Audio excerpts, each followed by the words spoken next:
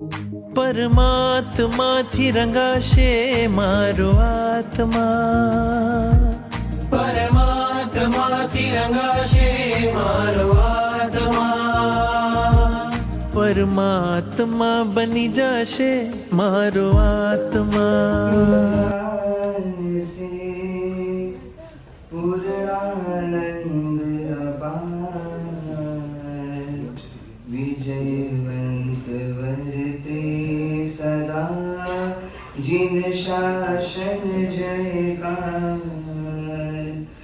लब्धिवंत गौतम विभु सहायक हो हितकार। दत्त कुशल गुरुदेव का जग में अति उपकार। इनके चरण सरोज में वंदन बारंबार। हिंदी भाषा में रचूं कल्प सूत्र श्रीकार, कल्प सूत्र श्रीकार।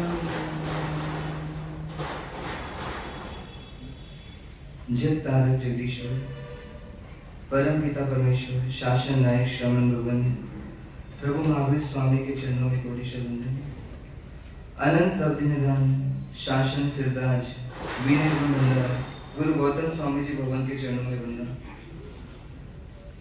प्रातः स्मरणीय खर तर्क श्रृंगार आया पूज्य चारों ही दादा गुरुदेवों के चरणों में वंदन। खरतर गच्छाधिपति एवं समस्त आचार्य वृंदों के चरणों में वंदन। मम जीवन धारक मम जीवन सर्वस्व परम पूज्य परम श्रद्धेय गुरुद्वय श्री के पावन पूज्य चरणों में आत्मभावी वंदन। पाठ पर विराजित तपस्वी रत्न अनुशासन प्रेमी पूज्य बड़े माता सबको वंदन। सम आदरणीय मुनि भगवान आदरणीय साध्वी जी महाराज जिन शासन अनुरागी भव्य श्रावक एवं श्राविकाओं।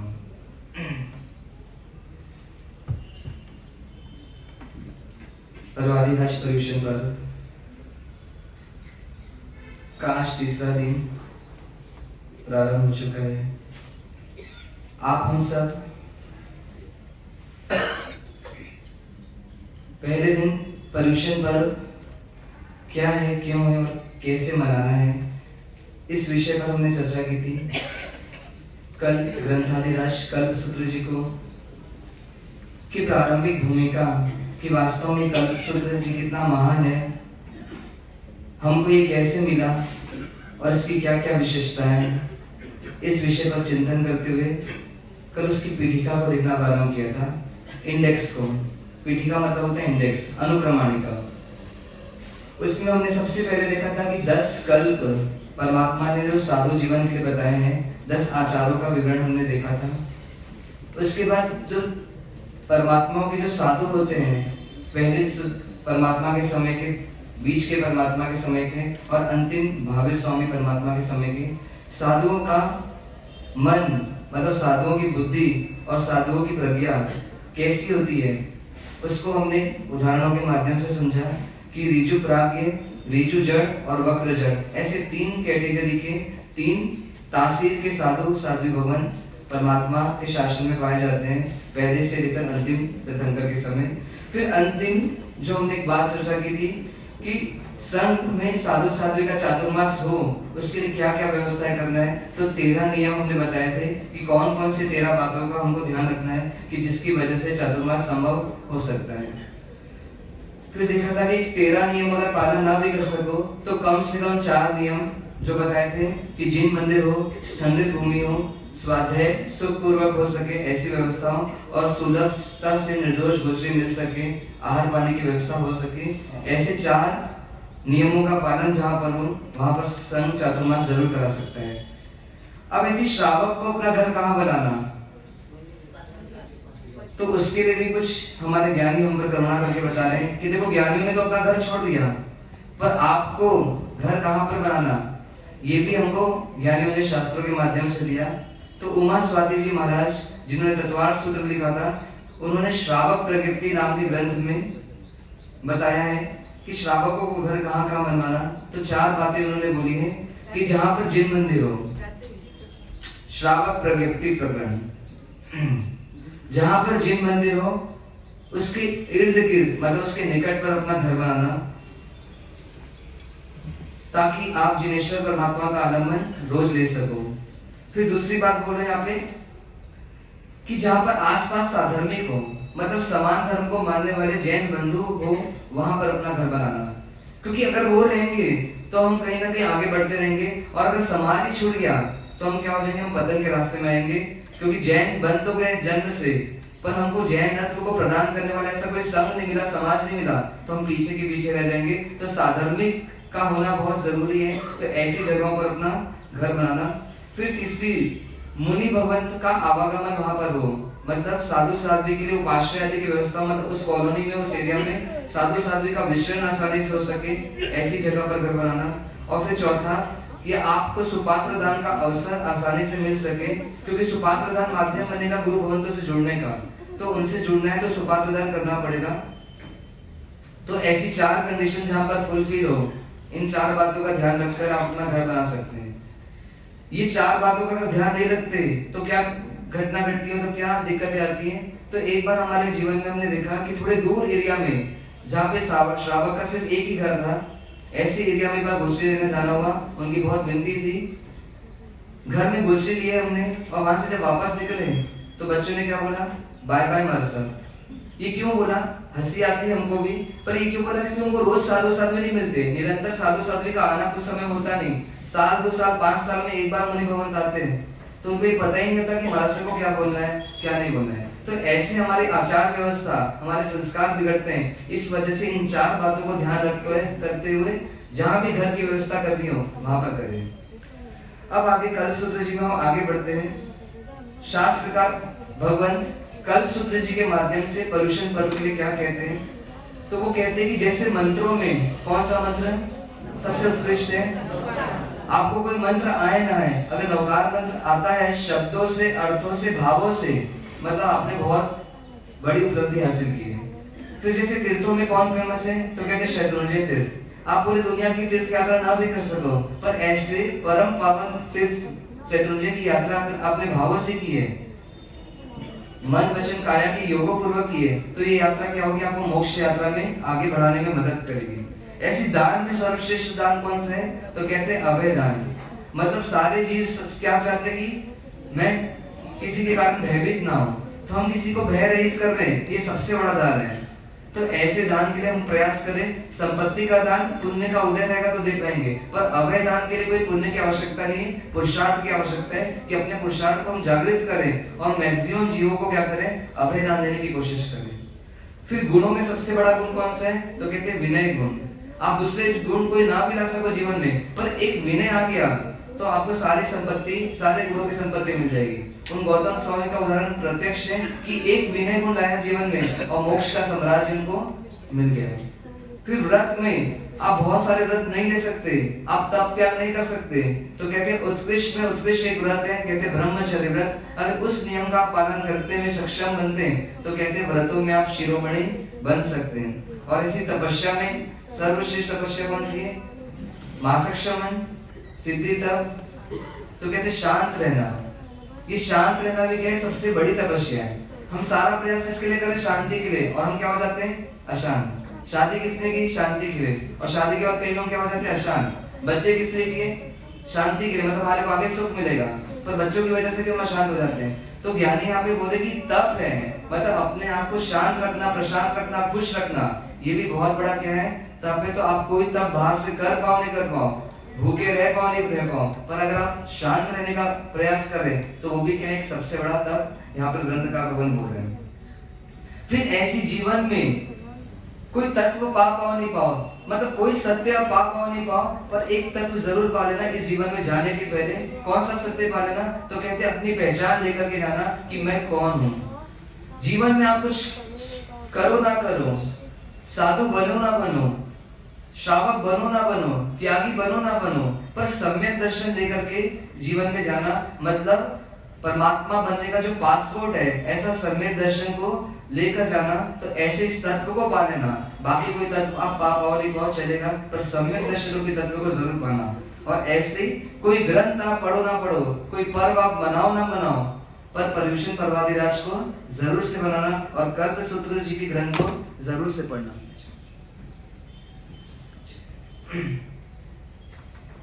अब कुछ कर्तव्य मुनियों के लिए बताया जा रहा है कि पर्व पर्युषण जब आता है तो मुनियों को क्या क्या करना होता है उन पर्व के पहले या उन पर्व के दौरान। तो सबसे पहला कर्तव्य मुनियों के लिए बताया जा रहा है कि उनको सांवत्सरिक प्रतिक्रमण करना अनिवार्य है। किसी कारण से कोई प्रतिक्रमण छूट जाए, ऐसे छूटता नहीं मुनि भगवंतों का, पर कोई असाता वेदी में मुनि भवन प्रतिक्रमण की स्थिति में नहीं है, कोई दूसरा प्रतिक्रमण को करा रहा है, वो सोए हुए हैं, पर सांवत्सरिक प्रतिक्रमण अवश्य में मुनि साधु साध्वी वृंदों को करना ही होता है। और दूसरा नियम यहाँ पे बता रहे हैं उनके लिए कि पर्व आ रहा है, पर्युषण आने के पूर्व साधु साध्वी भगवंत को अपने केशों का लोंचन अनिवार्य रूप से करना होता है। इन केशों को खींच कर निकालना नियम से करना होता है। और एक तीसरा नियम आ रहा है साधु साध्वी वृंदों के लिए कि इन पर्व के दौरान कोई बड़ी तपस्या ना भी कर सके संघ समाज की व्यवस्था को देखते हुए, तो कम से कम एक अट्ठम की आराधना साधु साध्वी वृंदों को करनी ही होती है। और चौथा नियम यहाँ पर दिया जा रहा है कि इन पर्व के दौरान साधु साध्वी भगवान जिस संघ में चातुर्मास कर रहे हैं उस संघ में रहे हुए आसपास के जिन आलय जिन मंदिरों के चैत्य परिपाटी श्रावक करे ना करे, पर साधुओं को नियम से करनी होती है। और अंतिम एक नियम कि जिस संघ में चातुर्मास कर रहे हैं और जिन संघों में चातुर्मास किया हो ऑलरेडी, या जिस संघ में अभी वर्तमान में चातुर्मास कर रहे हैं साधु साध्वी वृंद, वहां पर संघ के सभी सदस्यों से क्षमा याचना मतलब क्षमापना करना होता है। ऐसा पर्व के दौरान साधु साध्वी के लिए नियम दिया जा रहा है। अब श्री भद्रभाव स्वामी जी इस कल्पसूत्र के लिए क्या बोलते हैं कि वास्तव में कल्पसूत्र कैसा है, तो एक दृष्टांत के माध्यम से समझा रहे हैं कि ये कल्पसूत्र की महिमा क्या है। तो जैसे एक राजा है जो इस पर एक दृष्टांत है, इस ग्रंथ पर जो घटना बताई गई है उस घटना को यहाँ पे बताया जा रहा है, उपमा से समझाया जा रहा है कि एक राजा है, उनका पुत्र है जो राजकुमार है। राजा अपने पुत्र से बहुत राग करते हैं, बहुत प्रेम करते हैं और चाहते हैं कि बहुत कैसा बने, हृष्ट पुष्ट बने, इसका शरीर बहुत सुंदर दिखे, ये कांतिवान बने, तेजस्वी बने, ओजस्वी बने। इसलिए क्या करूं, ऐसे कोई वैद्य राज को बनाऊं जिसकी दवाई से क्या हो, अगर इसके में कोई रोग हो तो शांत हो जाए और इसका शरीर पहले से और बलवान हो जाए, ऊर्जावान हो जाए। ऐसी कोई क्या करूं, तरकीब का उपाय करूं। और इस वजह से पूरे नगर में ऐलान करते कि ऐसे कोई वैद्य राज हो जो मेरे पुत्र को कांतिवान बना सकते हैं और बहुत सुंदर बना सकते हैं, तेजस्वी बना सकते हैं, बलवान बना सकते हैं, तो वो क्या करें, यहाँ पर पधारे। और 3 वैद्यराज पधारते हैं। पहले वैद्यराज से जब बात होती है तो पूछते कि आपकी औषधि में क्या ऐसी ताकत है, तो बोलते कि मेरी औषधि में ये ताकत है कि अगर अंदर में बीमारी होगी तो उस बीमारी को क्या करेगी, शांत कर देगी। और फिर राजा पूछता है अगर बीमारी ना हो तो फिर क्या करेगी, नई बीमारी पैदा कर देगी। अगर बीमारी हो तो बीमारी को शांत कर देगी, पर अगर बीमारी ना हो तो क्या करेगी, जो सोई हुई कुछ बीमारियां चल रही, मतलब अंदर में कुछ बीमारी के कुछ कीटाणु हो तो उनको क्या करेगी, जागृत कर देगी। तो राजा बोले ऐसे वैद्य क्या काम के, ये तो सोए हुए सीए कुछ जगाने जैसा काम हो गया। तो उस वैद्य को रिजेक्ट करते हैं, फिर दूसरे वैद्य को बुलाते हैं। वो वैद्य क्या बोलते हैं कि आपकी औषधि में क्या ऐसी ताकत है, क्या ऐसा गुण है। तो वो वैद्य बोलता है कि मेरी औषधि में ये ताकत है कि अगर बीमारी हो तो उसको शांत कर देगी, और अगर बीमारी ना हो तो ये दवाई कुछ काम नहीं करेगी, मतलब वो सिर्फ ऐसी पेट में रह जाएगी। तो राजा बोलते ऐसी दवाई का भी क्या काम, ऐसी औषधि लेने से भी कोई फायदा नहीं हो, ये तो राख में घी डालने जैसा काम हो गया कि जब बीमारी है ही नहीं तो फिर इस दवाई को लेने से फायदा क्या। फिर तीसरा वैद्य आता है और वो राजा को खुश कर देते हैं। वो राजा को बोलते हैं कि अगर शरीर में कोई बीमारी होगी तो उसको तो क्या करेगा, ये शांत कर देगा, और अगर बीमारी नहीं होगी तो क्या करेगा, शरीर की स्फूर्ति को बढ़ा देगा, तेजस्विता को बढ़ा देगा, ओजस्विता को बढ़ा देगा, पुष्ट बलवान और हृष्ट पुष्ट बना देगा। तो राजा खुश हो जाते हैं और राजा उस वैद्य की दवाई को अपने राजकुमार को खिला देते। तो ऐसे ही 3 दृष्टांत, 3 औषधि का दृष्टांत यहाँ पर दिया। तो ये कल्पसूत्र जी कैसे ग्रंथ हैं, तो कहते हैं कि कल्पसूत्र जी ऐसा फायदा करते हैं, अगर मनुष्य जो नहीं सुन रहे हैं उसकी प्रवृत्ति दानव रूप है, मतलब शरीर तो मनुष्य का है पर अंदर से प्रकृति दानवता की है, पशुता की है, तो उसको दानव से मानव बना देंगे। और अगर वो मनुष्य है वास्तव में तो उसको महामानव बनाने में आगे बढ़ा देंगे। मतलब दानव से मानव भी बना सकता है कल्पसूत्र, और मानव को आगे जाकर के महामानव बना दे, ऐसी ताकत रखने वाला ये क्या है, ये औषधि है, मतलब ये कल्पसूत्र जी ग्रंथ है। अब यहाँ पर कल्पसूत्र जी की शुरुआत हो रही है। जो मूल ग्रंथकार हैं श्री भद्रबाहु स्वामी जी भगवान, वो अपना मंगलाचरण करते हैं। उनका मंगलाचरण क्या है, तो हम एक बार यहाँ पर एक विधि के दौरान उनका मंगलाचरण करते हैं। सभी हाथ जोड़ करके बोलेंगे। ये मंगलाचरण वास्तव में और कोई नहीं है, उन्होंने श्री नवकार मंत्र के माध्यम से इस ग्रंथ की शुरुआत की है। नमो अरिहंताणम, नमो सिद्धाणम, नमो आयर्याणम, नमो वज्रायणम, नमो लोहे सब श्रवणम, ऐसो पंच नमोकारो सब पाप प्रणाशनो, मंगलानं च सर्वेसिम परमं भवै मंगलम।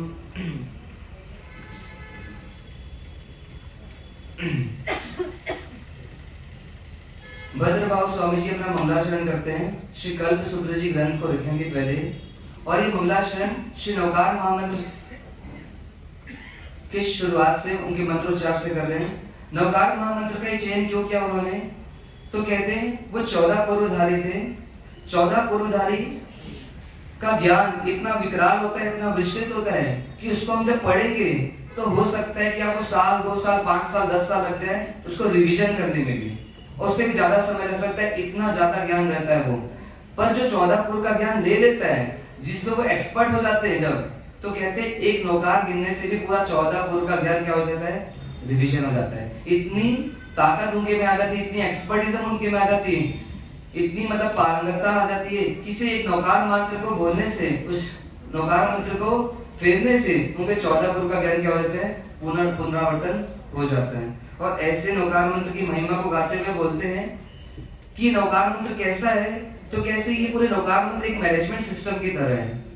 एक साधक के लिए यहाँ पे बताया जा रहा है कि इस नौकार मंत्र के माध्यम से पूरा मोक्ष द्वार बताया जा रहा है, कि जो शुरू के 2 पद है, नमो अरिहंताणम और नमो सिद्धाणम, ये वास्तव में कौन से पद हैं, तो कहते हैं एक साधक के लिए, एक श्रावक के लिए, साधु के लिए ये लक्ष्य है। मतलब साधक को कहां तक पहुंचना है, ऐसा साथ दे दिया जा रहा है कि इस आत्मा का जो अंतिम स्थान है, अंतिम केंद्र है, वो क्या है, तो कहते हैं अरिहंत और सिद्ध पद। पर इस अरिहंत और सिद्ध पद को प्राप्त कौन करेगा, तो कहते हैं उसके लिए कोई साधन है, कोई साधक है। मतलब प्राप्त करने के लिए लगा हुआ कौन है, तो पीछे के जो 3 पद हैं, नमो आयर्याणम, नमो वज्रायणम और नमो लोहे सब श्रवणम, ऐसे जो 3 व्यक्तित्व हैं, मतलब पंच परमेष्टि के जो पीछे के 3 व्यक्तित्व हैं, वे इन जो शुरू के 2 पद बताए गए उन पद को पाने के लिए तत्पर बने।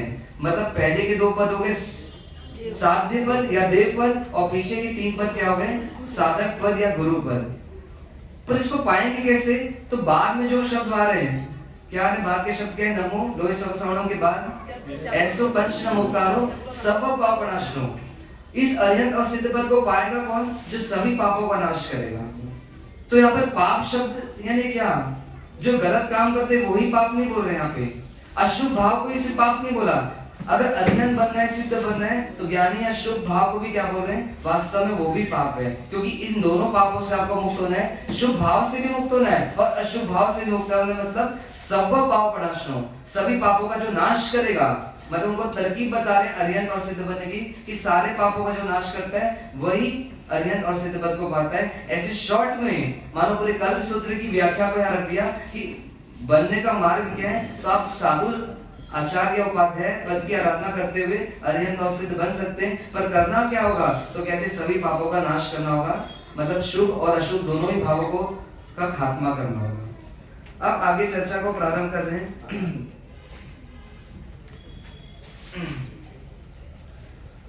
यहां से ग्रंथकार चर्चा को आगे बढ़ाते हुए जो पहला विभाग है कल्पसूत्र जी का, श्री जिन चरित्र मतलब परमात्माओं के जीवन चरित्र का वर्णन यहाँ से हम प्रारंभ करते हैं। तो सबसे पहला चरित्र किनका आएगा, तो कहते हैं परमात्मा महावीर का। श्रवण भगवंत महावीर स्वामी के चरित्र को, उनके जीवन चरित्र को हम सबसे पहले सुनेंगे, श्रवण करेंगे। पर क्वेश्चन उठना चाहिए कि आदिनाथ परमात्मा इस अवसर काल में सबसे पहले हुए, तो परमात्मा महावीर का चरित्र सबसे पहले क्यों सुनाया जा रहा है, पार्षद भगवान का चरित्र पहले क्यों नहीं सुनाया जा रहा है। भद्रबाहु स्वामी जी ने महावीर के चरित्र को पहले क्यों रखा, कोई बताएगा। उनका शासन चल रहा है, पर उपकारी तो आदिनाथ भी है ना, पर शासन चल रहा है, बात सही है। पर कहते कि हम जो पंचम आर्य के जीव हैं उनके लिए जो परम उपकार में उपकार करने वाले कौन है? तो कहते हैं महावीर स्वामी है, क्योंकि उन्होंने जो तत्व ज्ञान दिया, उन्होंने जो मोक्ष मार्ग दिया, उसके अनुसार हम आराधना कर रहे हैं। तो हमारे लिए अभी माता के रूप में कौन है? तो कहते हैं श्रवण भगवंत महावीर स्वामी।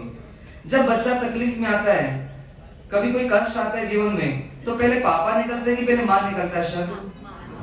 आसानी से शब्द निकलता है माँ। तो ऐसी जब इस मोक्ष मार्ग की यात्रा हम करेंगे, कहती है बहुत लंबी यात्रा है, बहुत धैर्य से चलना होगा एक साधक को। और उसमें जब विघ्न आएंगे हमारे लिए इस जीवन में आने वाले भाव में भी, तो सबसे पहला नाम किसका निकला? श्रवण भगवंत महावीर का निकलेगा कि मेरे महावीर इन कष्टों को कैसे सहे। तो जैसे माँ होती है, ऐसी मेरी परम माँ के रूप में कौन है भी? तो कहते हैं श्रवण भगवान महावीर स्वामी है स्वयं। तो इसलिए उनके चरित्र को हम क्या कर रहे हैं? सबसे पहले यहाँ पर श्रवण कर रहे हैं। तो अब यहाँ पर चरित्रकार मतलब जो जिन्होंने ग्रंथ की रचना की है, वो इस चरित्र को प्रारंभ करते हैं। कहते परमात्मा महावीर स्वामी के कितने कल्याणक हुए? तो कहते हैं 6 कल्याणक हुए परमात्मा महावीर के।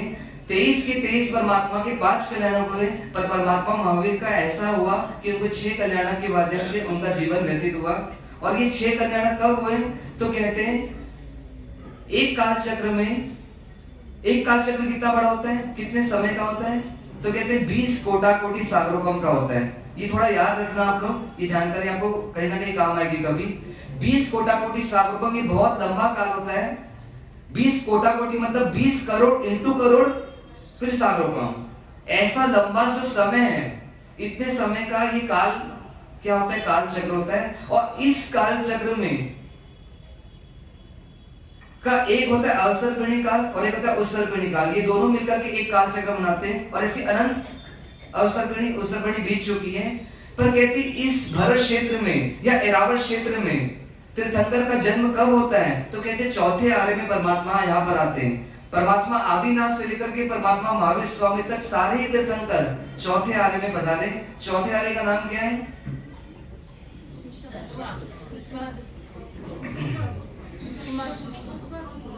दुखमा सुखमा हरा। अभी कौन सा आरा चल रहा है? तो कहते हैं दुखमा आरा चल रहा है। 5वां आरे का नाम क्या है? दुखम आरा, मतलब दुख ज्यादा बढ़ रहा है और सुख तो लेश मात्र भी नहीं है। पर इसके पहले जो आ रहा था, जो चौथा, वहां पे दुख था पर साथ में सुख भी था थोड़ा, पर दुख ज्यादा था। ऐसे चौथे आरे में परमात्मा इस भरत भूमि में पधारते हैं सभी परमात्मा। तो परमात्मा महावीर का जन्म कब हुआ? तो कहते थे चौथे आर्य का 75 साल और 8.5 मास बचा था। इस समय परमात्मा महावीर का जन्म इस धरती पर हुआ। मतलब परमात्मा महावीर की आयुष्य कितनी थी? तो कहते 72 वर्ष। यानी परमात्मा चौथे आर्य में ही आए और चौथे आर्य में सारे कल्याणक हुए। और चौथे आर्य के जाने के 3-4 साल पहले क्या हुआ? उनका यहाँ से निर्वाण भी हो गया।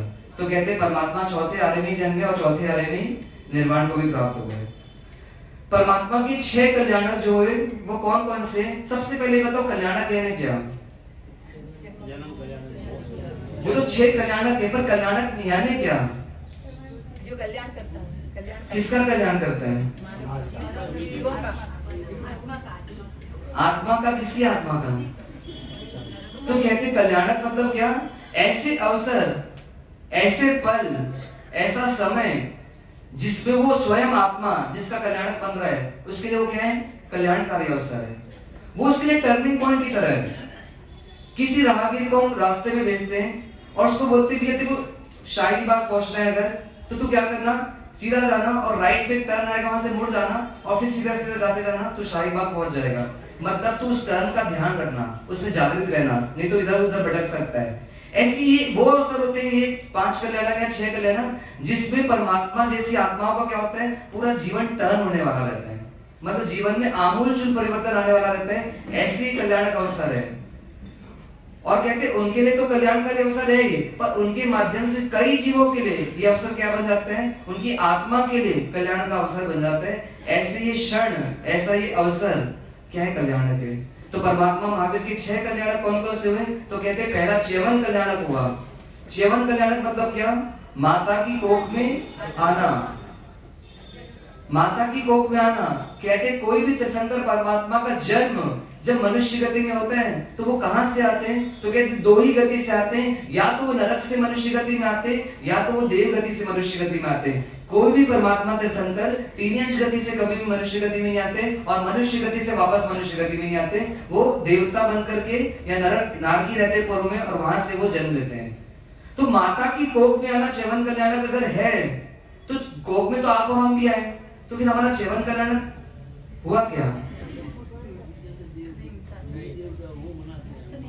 क्यों? इनका वापस जन्म नहीं होता है। हाँ, पर वापस जन्म नहीं होगा, उनके कल्याण बनाए। तो च्यवन कल्याण सिर्फ इतना ही नहीं है कि माता की कोख में आ जाना। एक निर्णय साथ में और उन आत्मा ने कर लिया कि माता की कोख में आ तो रहा हूं, पर आज साथ में ये निर्णय कर रहा हूं कि अब के बाद वापस किसी भी माँ के कोख में नहीं आऊंगा। मतलब इस 14 राजलोक में कोई भी योनि में मैं वापस कोख में नहीं आऊंगा, मतलब दूसरी माँ के गर्भ में नहीं आऊंगा। ऐसा निर्णय लेके जो आत्मा आ रही है उसको बोलते हैं वो च्यवन कल्याण कर रही है। मतलब च्यवन कल्याण से उनका मोक्ष हो रहा है, मतलब च्यवन कल्याण कभी ना करना पड़े, ऐसी ताकत लेकर के वो आत्मा क्या कर रही है? माता के गर्भ में अंतिम बार आ रही है।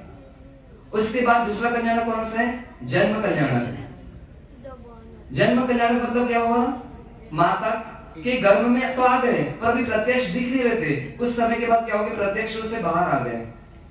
तो हम भी माता के गर्भ से बाहर आते हैं, पर हमारे बाहर आने में और उनके बाहर आने में फर्क है। वो वास्तव में जन्म इसलिए ले रहे हैं कि अब वो अजन्मा बनने वाले हैं, मतलब जन्म नहीं लूंगा आगे, ऐसी तैयारी के साथ वो जन्म ले रहे हैं। मानो जन्म मरण की परंपरा को मिटाने के लिए अब जन्म ले रहे हैं। और हमारा जन्म हुआ पर अभी हमारा निर्णय नहीं हुआ कि हम अगली बार जन्म नहीं लेंगे। तो ऐसे इसलिए हमारा जन्म बड़े तो बनता है पर हमारा जन्म कल्याणक नहीं बनता और परमात्मा का जन्म कल्याणक बनता है। तो महावीर जयंती बोलना कि महावीर कल्याणक बोलना?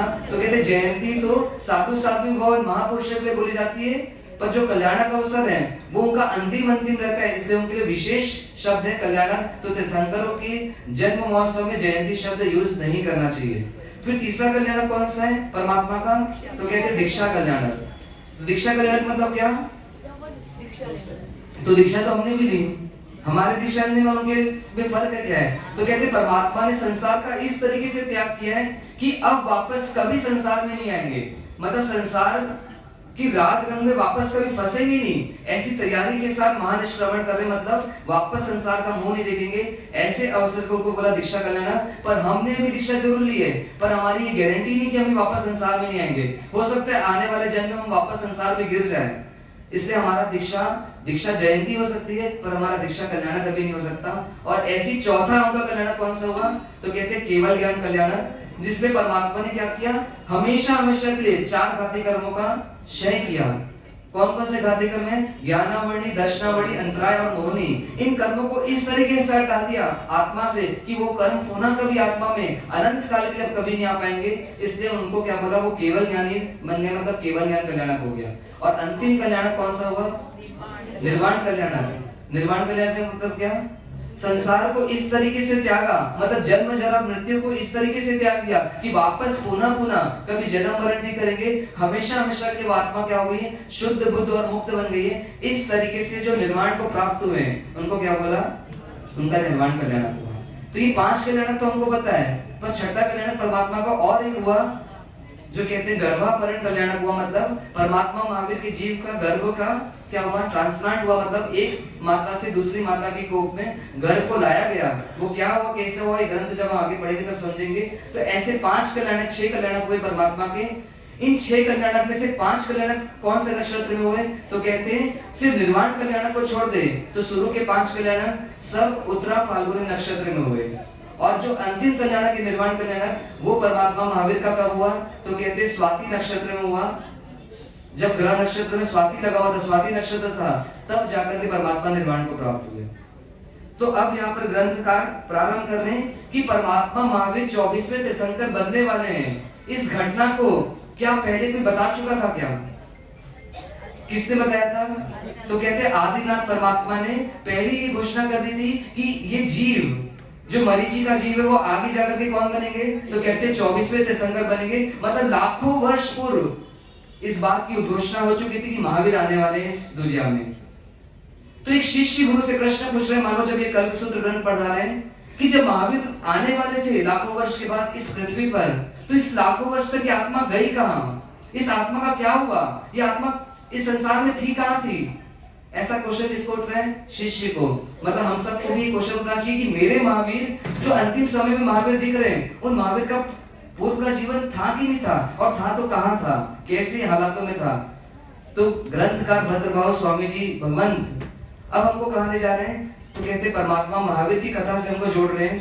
फ्लैशबैक मूवी चालू होने वाली, मतलब पीछे जा रहे हैं वापस, और महावीर के जीवन को देखने के लिए हमको क्या करें? दृष्टि दे रहे हैं, मानो कि अनंत भाव जैसे हमारे चल रहे हैं, ऐसी एक समय ऐसा था कि इन महावीर की आत्मा के भी क्या चल रहे थे? अनंत बार जन्म मरण इस संसार में चल रहे थे।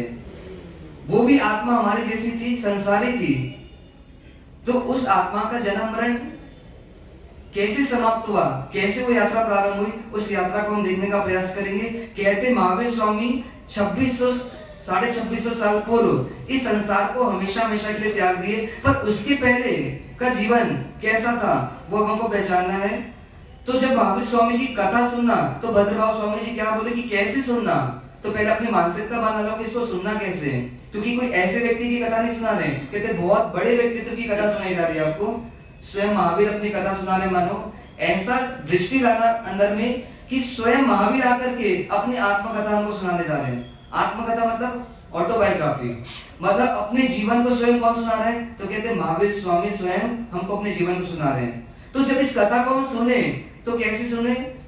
तो एक ताला बेली मचनी चाहिए अंदर में, एक जिज्ञासा होनी चाहिए अंदर में कि कैसे एक आत्मा परमात्मा स्वरूप को प्राप्त करेगी। उस यात्रा को हमको देखना है।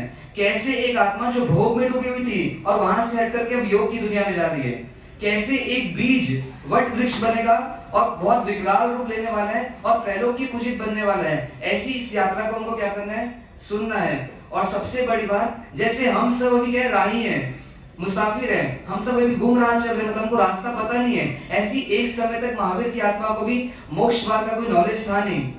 तो वो यात्रा, वो राहगीर कैसे इस मोक्ष मार्ग में आगे बढ़ा और अपनी मंजिल को पाया, इस पूरे सफर को मानो उनसे कनेक्ट होकर के, उनसे संबंध जोड़ करके हमको देखना है। भगवान क्या बोल रहे हैं? आप हम सबको बोल रहे कि मैं कथा तो प्रारंभ कर रहा हूँ, अपनी स्टोरी तो सुनाने जा रहा हूँ, पर मैं ये स्टोरी इसलिए नहीं सुना रहा हूँ कि मैं अपना बखान करना चाहता हूँ। मैं त्रैलोकी पूजित बन गया, मैं परमात्मा बन गया, इसलिए मैं ये कथा नहीं सुना रहा हूँ, पर मैं इसलिए बताना चाह रहा हूँ इस कथा को कि तुम सब सुन लो और सावधान हो जाओ कि एक तीर्थंकर बनने वाली आत्मा को भी उस तीर्थंकर पद को पाने के लिए कितना संघर्ष करना पड़ता है, कितनी मेहनत करनी पड़ती है, कितने पापड़ बेलने पड़ते हैं, कितने दाव पेच खेलने पड़ते हैं, तब जाकर के ये आत्मा अपने परम पद को पाती है। मानो भगवान कह रहे हैं कि इतना आसान नहीं था ये सफर बहुत लंबा था। मुझे अपने इच्छाओं को जीतने में, मतलब मोह को जीतने में कितना समय लग गया? तो कहते अनंत काल तो छोड़ दो, पर जब से समझ आई तब से 27 भव लग गए। किसको जीतने में? तो कहते हैं मोह को जीतने में। तो इस मोह की दुनिया को जीतना आसान काम नहीं है, पर अगर समझ सको तो समझ लेना कि जो गलतियां मैंने की है वो गलतियां क्या करना, तुम मत करना। मेरा संसार तो मैंने बहुत बढ़ाया। कहते हैं ज्ञानी सम्यक दर्शन लेने के बाद 15वें भाव के बाद अगला भाव नहीं होता, मतलब 16वां भाव कभी नहीं होता।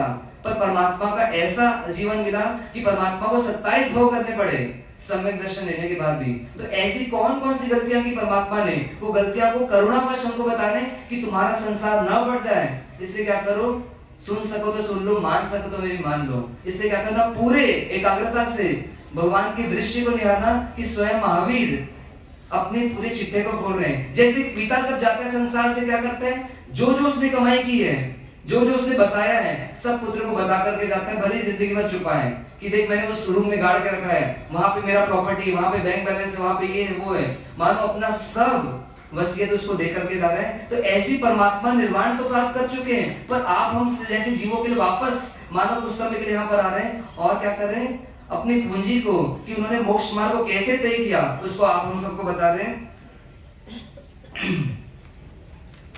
तो अब हम प्रारंभ करते हैं कथा को।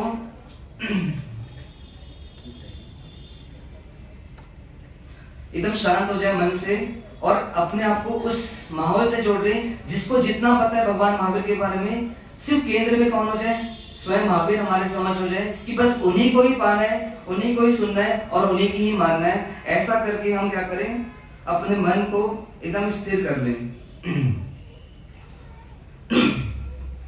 अथ श्री महावीर स्वामी की कथा, अथ सब साथ में गा सकते हैं।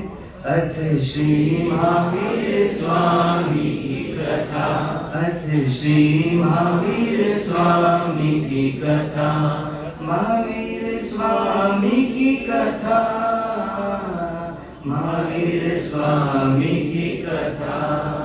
कथा है जिन राज्य की 24वें भगवान की, कथा है जिन राज्य की 24वें भगवान की, विश्व वत्सल वीर की, धीर वीर गंभीर की, विश्व वत्सल वीर की, धीर गंभीर की। आओ हम रस पान करें, आओ हम रस पान करें, निज आत्म को शुद्ध करें, निज आत्म को शुद्ध करें। हो हो हो हो हो हो। अथ श्री महावीर स्वामी की कथा, अथ श्री महावीर स्वामी की कथा, महावीर स्वामी की कथा, महावीर स्वामी की कथा। ग्रंथकार परमात्मा भद्रराव स्वामी जी भी परमात्मा के तुल्य हैं, क्योंकि वो शुद्ध केवली हैं। वो हमको फरमा रहे हैं कि महावीर को देखना है ना, तो महावीर को अंतिम जन्म से मत देखो। अंतिम जन्म में महावीर चमकते हुए हीरे की तरह दिख रहे हैं हमको, पर ये हीरा कुछ समय पहले कैसा था? तो कहते गहरी मिट्टी में डूबा था, मानो खदानों में डूबा था, कोई चमक नहीं थी उसके पास। अगर आज चमकते हुए हीरो को देखोगे तो आश्चर्य पड़ जाओगे कि इतना चमक क्यों रहा हीरा। तो क्या करना पड़ेगा? उसकी पूर्व में जाना पड़ेगा। किसी सूर्य को देखना है तो अगर आप मध्याह्न में देखोगे 12 बजे और सूर्य को एकटक देखने का प्रयास करोगे तो देख नहीं पाओगे, आंखें तिलमिला जाएगी। तो ऐसी महावीर कैसे तपते हुए सूर्य की तरह है, उनको देखना चाहोगे तो देख नहीं पाओगे, क्योंकि आश्चर्य होगा कि इतना अदम्य पुरुषार्थ कैसे कर लिया किसी जीव ने, और कैसे महारत हासिल कर लिया इस आत्मा को आत्मा में स्थिर करने में। तो क्या करो? पीछे जाओ। जब सूर्य उगता है वहां से सूर्य को देखो तो शायद सूर्य को समझ पाओगे।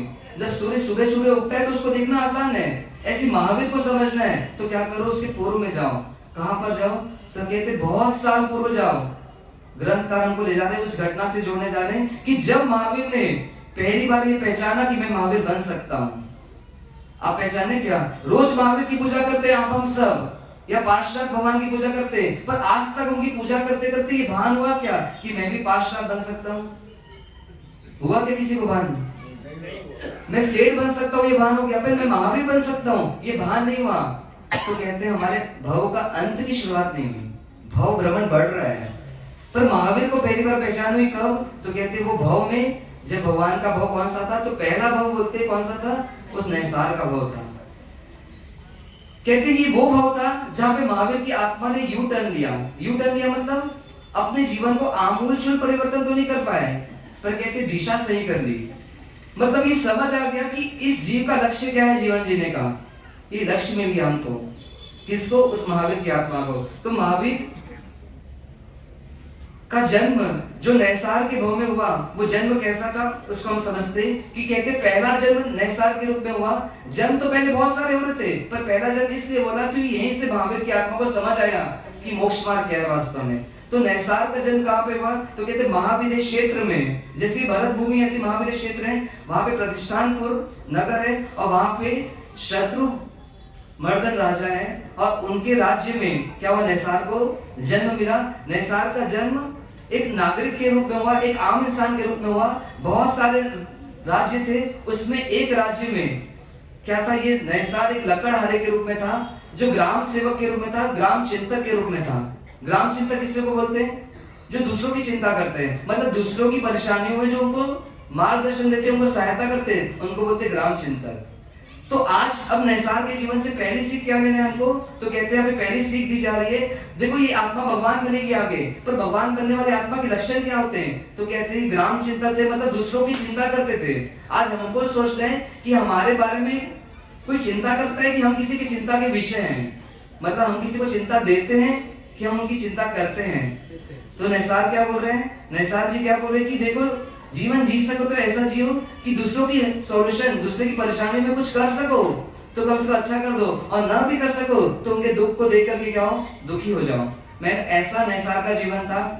नैसार की जीवन की सबसे बड़ी क्वालिटी यहाँ पे ग्रंथकार बता रहे हैं कि वो नैसार कैसे थे? तो कहते वो आज्ञाकारी थे। आज्ञाकारी थे मतलब एक फॉलोअरशिप का गुण उनके लिए जबरदस्त था कि राजा की आज्ञा जो जो मिलती, जब जब मिलती, उन आज्ञा को एज इट इज पालन करने का, अक्षरशः पालन करने की क्या करते, कोशिश करते। राजा ने एक बार निर्देश दिया किसको, नैसार को, कि मुझे अपना इमारत बनानी है, मतलब महल आदि बनाने, उसकी लकड़ियों का उपयोग करना पड़ेगा, और वर्षा ऋतु आने वाली है। तुम क्या करो, तुम अपने सिपाहियों को लेकर के क्या करो, अभी क्या करो, इस ग्रीष्म काल की ऋतु में जंगलों में जाओ और लकड़ियां काट काट कर इकट्ठी करो, ताकि बाद में जब वर्षा ऋतु आए तो लकड़ियां कच्ची मिलेगी, उससे लकड़ियों का इंतजाम हो नहीं पाएगा और मेरा घर बन नहीं पाएगा। क्या करना चाहिए उनको? तो उन्होंने क्या किया? तो कहते तहती किया, मतलब मान ली उनकी बात और जी हुजूर करके अपने सेवकों को लेकर के, 500 सेवकों को लेकर के कहां गए? जंगल में गए। अब जंगल में काम चालू हुआ। अपने काफिला को क्या उन्होंने अलग अलग एरिया में बांट दिया और लकड़ियां काटने का काम सुबह से शुरू हुआ। दोपहर होती, गर्मी बढ़ती, तो क्या करते? उनको चिंता होती कि ये सब मेरे क्या है, सेवक है, मानो मेरे नौकर नहीं है, मेरे सेवक है, क्योंकि इनकी वजह से मेरा जीवन चल रहा है, तो ये मेरे नौकर नहीं है। इसलिए यहाँ पर उन्होंने शब्द का यूज किया, हे कुटुंबियों। कुटुंबियों मतलब मेरे परिवार वाले। अपन क्या बोलते हैं, हे रामू हे श्यामू, जो नौकर रहता है, पर वास्तव में उनको ये नौकर नहीं लग रहे थे, क्योंकि उनके अपने जीवन जीने का आधार लग रहा था कि इनकी वजह से मेरा जीवन चल रहा है। तो इनको क्या करो, प्रेम पूर्वक उनको क्या किया, जब काम दिन भर करते तो दोपहर का जब समय आता तो क्या करते, वो नैसार उनको छुट्टी देते, किसके लिए? कि तुम विश्राम कर लो और अपने आहार आदि की व्यवस्था कर लो। अब यहाँ पर दूसरी सीख दे रहे हैं कि हम भी जब काम वाली बाई से या घर में स्टाफ से काम करवाते हैं तो हम क्या करते हैं कि हम जब उसको छुट्टी देते हैं घंटे 2 घंटे के लिए, हमारी इच्छा क्या चलती है कि जल्द से जल्द वापस काम में लगे। हम उसके विश्राम की चिंता नहीं करते। कभी 28 दिन काम करती, 2 दिन नहीं आते काम वाले, तो हम क्या होते, टेंशन आ जाती है, हम उसके दुख को समझ नहीं पाते। पर अगर महावीर बनना है तो महावीर बनने की लायकात कहां से आ गई पैदा? तो कहते इस नैसार को अब ये समझ नहीं थी कि जैन धर्म क्या है, पर इतनी समझ थी कि दूसरों का भी दुख होता है, दूसरों को भी पीड़ा होती है, तो उनके दुख को क्या करो, निवारण करने के जो कर सकते हो जरूर करो। तो ऐसे उनको विश्राम करने का समय दिया और इधर नैसार ने क्या किया, भोजन के लिए बैठे। अब नैसार अपना टिफिन खोल रहे हैं, मतलब उनका जो बॉक्स था जो उनकी पत्नी ने उनको दिया था उसको खोल कर बैठे। पर एक नैसार के जीवन में एक और बहुत अच्छी चीज थी। क्या थी? तो कहते हैं उनके जीवन में एक नियम था। नियम कैसा था कि जब भी आहार करने के लिए बैठते उसके पहले कोई मिल जाए, कोई अतिथि मिल जाए, कोई योगी मिल जाए, कोई महंत पुरुष मिल जाए जिनको मैं आहार दिला करके, मतलब आहार दे करके उनका सत्कार करके फिर आहार करूं, ऐसी भावनाओं की सतत बनी हुई रहती थी। रोज का नियम रहता। पर आज जंगल में है और जंगल में किसी मुनि का मिलना आसान है क्या? घोर जंगल में मुनि का मिलना आसान है क्या? पर कहते जब भावना तीव्र होती है तो कहते कायनात भी क्या करती, काम करने लगती है। और ऐसी नैसार के जीवन में क्या हुआ, कहते जब तड़प अंदर से जागी कि कोई मुनि महात्मा मिल जाए और मुझे पुण्य का अवसर मिल जाए, मुझे लाभ का अवसर मिल जाए। तो इधर देख रहे पूरे जंगलों में, और क्या होते बहुत देर तक देखने के बाद कुछ मुनि महात्मा दिखते हैं आते हुए, 4-5 मुनियों का टोला दिख रहा है जो आ रहे हैं, बहुत खुशी से झूम उठते हैं और क्या करते हैं, उनके पास भागते हुए जाते हैं। इधर टिफिन खुला हुआ पड़ा है और उनके जो करीब जाते हैं तो मुनि क्या बोलते हैं कि हे भाई, हे नाम तो उनका जानते नहीं, हे भाई बोलते हैं कि हम क्या कर रहे हैं, हम नगर जाना चाहते हैं, पर इस जंगल के रास्ते को क्रॉस करते हुए हम रास्ता भटक चुके हैं। हमको राजमार्ग चाहिए, पर अभी जंगल से रास्ता बाहर का मिलेगा कैसे? हम भटक चुके हैं और शाम होने वाली कुछ समय के बाद हमको क्या करना है, हमको पहुंचना है, तो कृपया कर हमारा मार्गदर्शन कीजिए। नैसार ने क्या बोला, आप चिंता ना करें, मैं आपको जरूर पहुंचा दूंगा जहां पर आपको पहुंचना है, पर अभी आप थके हुए लग रहे हैं, काफी धूप से पीड़ित हैं, आप कुछ समय के लिए करें विश्राम करें, और ये जो आहार मैं लेकर आया हूं वो क्या करें, इस आहार को आप लेकर के मुझे क्या करें, कृतार्थ करें। अब इधर मुनि महात्मा को आहार कराते हैं, फिर जो बचा हुआ आहार वो खुद करते हैं और उनको विश्राम के लिए जगह देते हैं, और जब वापस वो विश्राम करके जाने लगते हैं तो नैसार क्या करते हैं, उनके साथ प्रस्थान करते हैं। अब जब जा रहे रास्ते में तो नैसार आगे आगे चल रहे हैं, मुनि पीछे पीछे चल रहे हैं। सही कर रहे हैं कि गलत कर रहे हैं? बिहार से ग्रुप सही करे, नैसार आगे चल रहे, मुनि पीछे चल रहे हैं, तो सही किया कि गलत किया? तो वास्तव में यहाँ सही किया कि जब जंगल का रास्ता हो, जब कठिनाई का रास्ता हो, तो श्रावक को आगे रहना और साधु भवन को पीछे रहना, और जब रास्ता मूल मार्ग आ जाए तब साधु भवन को आगे करना और खुद क्या होना, पीछे हो जाना। पर अभी जब जुलूस निकलता है हमारे समाज में, तब हम पहले तो पीछे रहते हैं, पर जब कोई फोटोग्राफर मिलता है तो हम क्या करते हैं, मुनि महात्मा को भी क्या करते हैं, क्रॉस कर देते हैं। मतलब हमको फोटो खिंचाने की इतनी पड़ गई थी, महाराज साहब भी पीछे जाते हैं और हम क्या करते हैं, सामने आ जाते हैं। तो तीसरी सीख दे रही कि बहुमान कैसा करना, तो उनको जब कष्ट आए तो सामने आ जाना, और जब कष्ट नहीं रहे तो क्या करना, जिन शासन की ख्याति को आगे बढ़ाने के लिए उन महंतों को आगे करना। अब नैसार रास्ते में चले मुनि के साथ, आहार दान उन्होंने दिया, पर कहते हैं ये आहार दान की वजह से उनके जीवन में क्या हुआ, बहुत बड़ा चेंज आ गया। कथा कहती कि सुपात्र दान देने से सम्यक दर्शन हुआ, इसलिए हम सुपात्र दान देने की इच्छा रखते हैं, पर वास्तव में सुपात्र दान तो उसी माध्यम बना, सम्यक दर्शन हुआ कैसे उनको?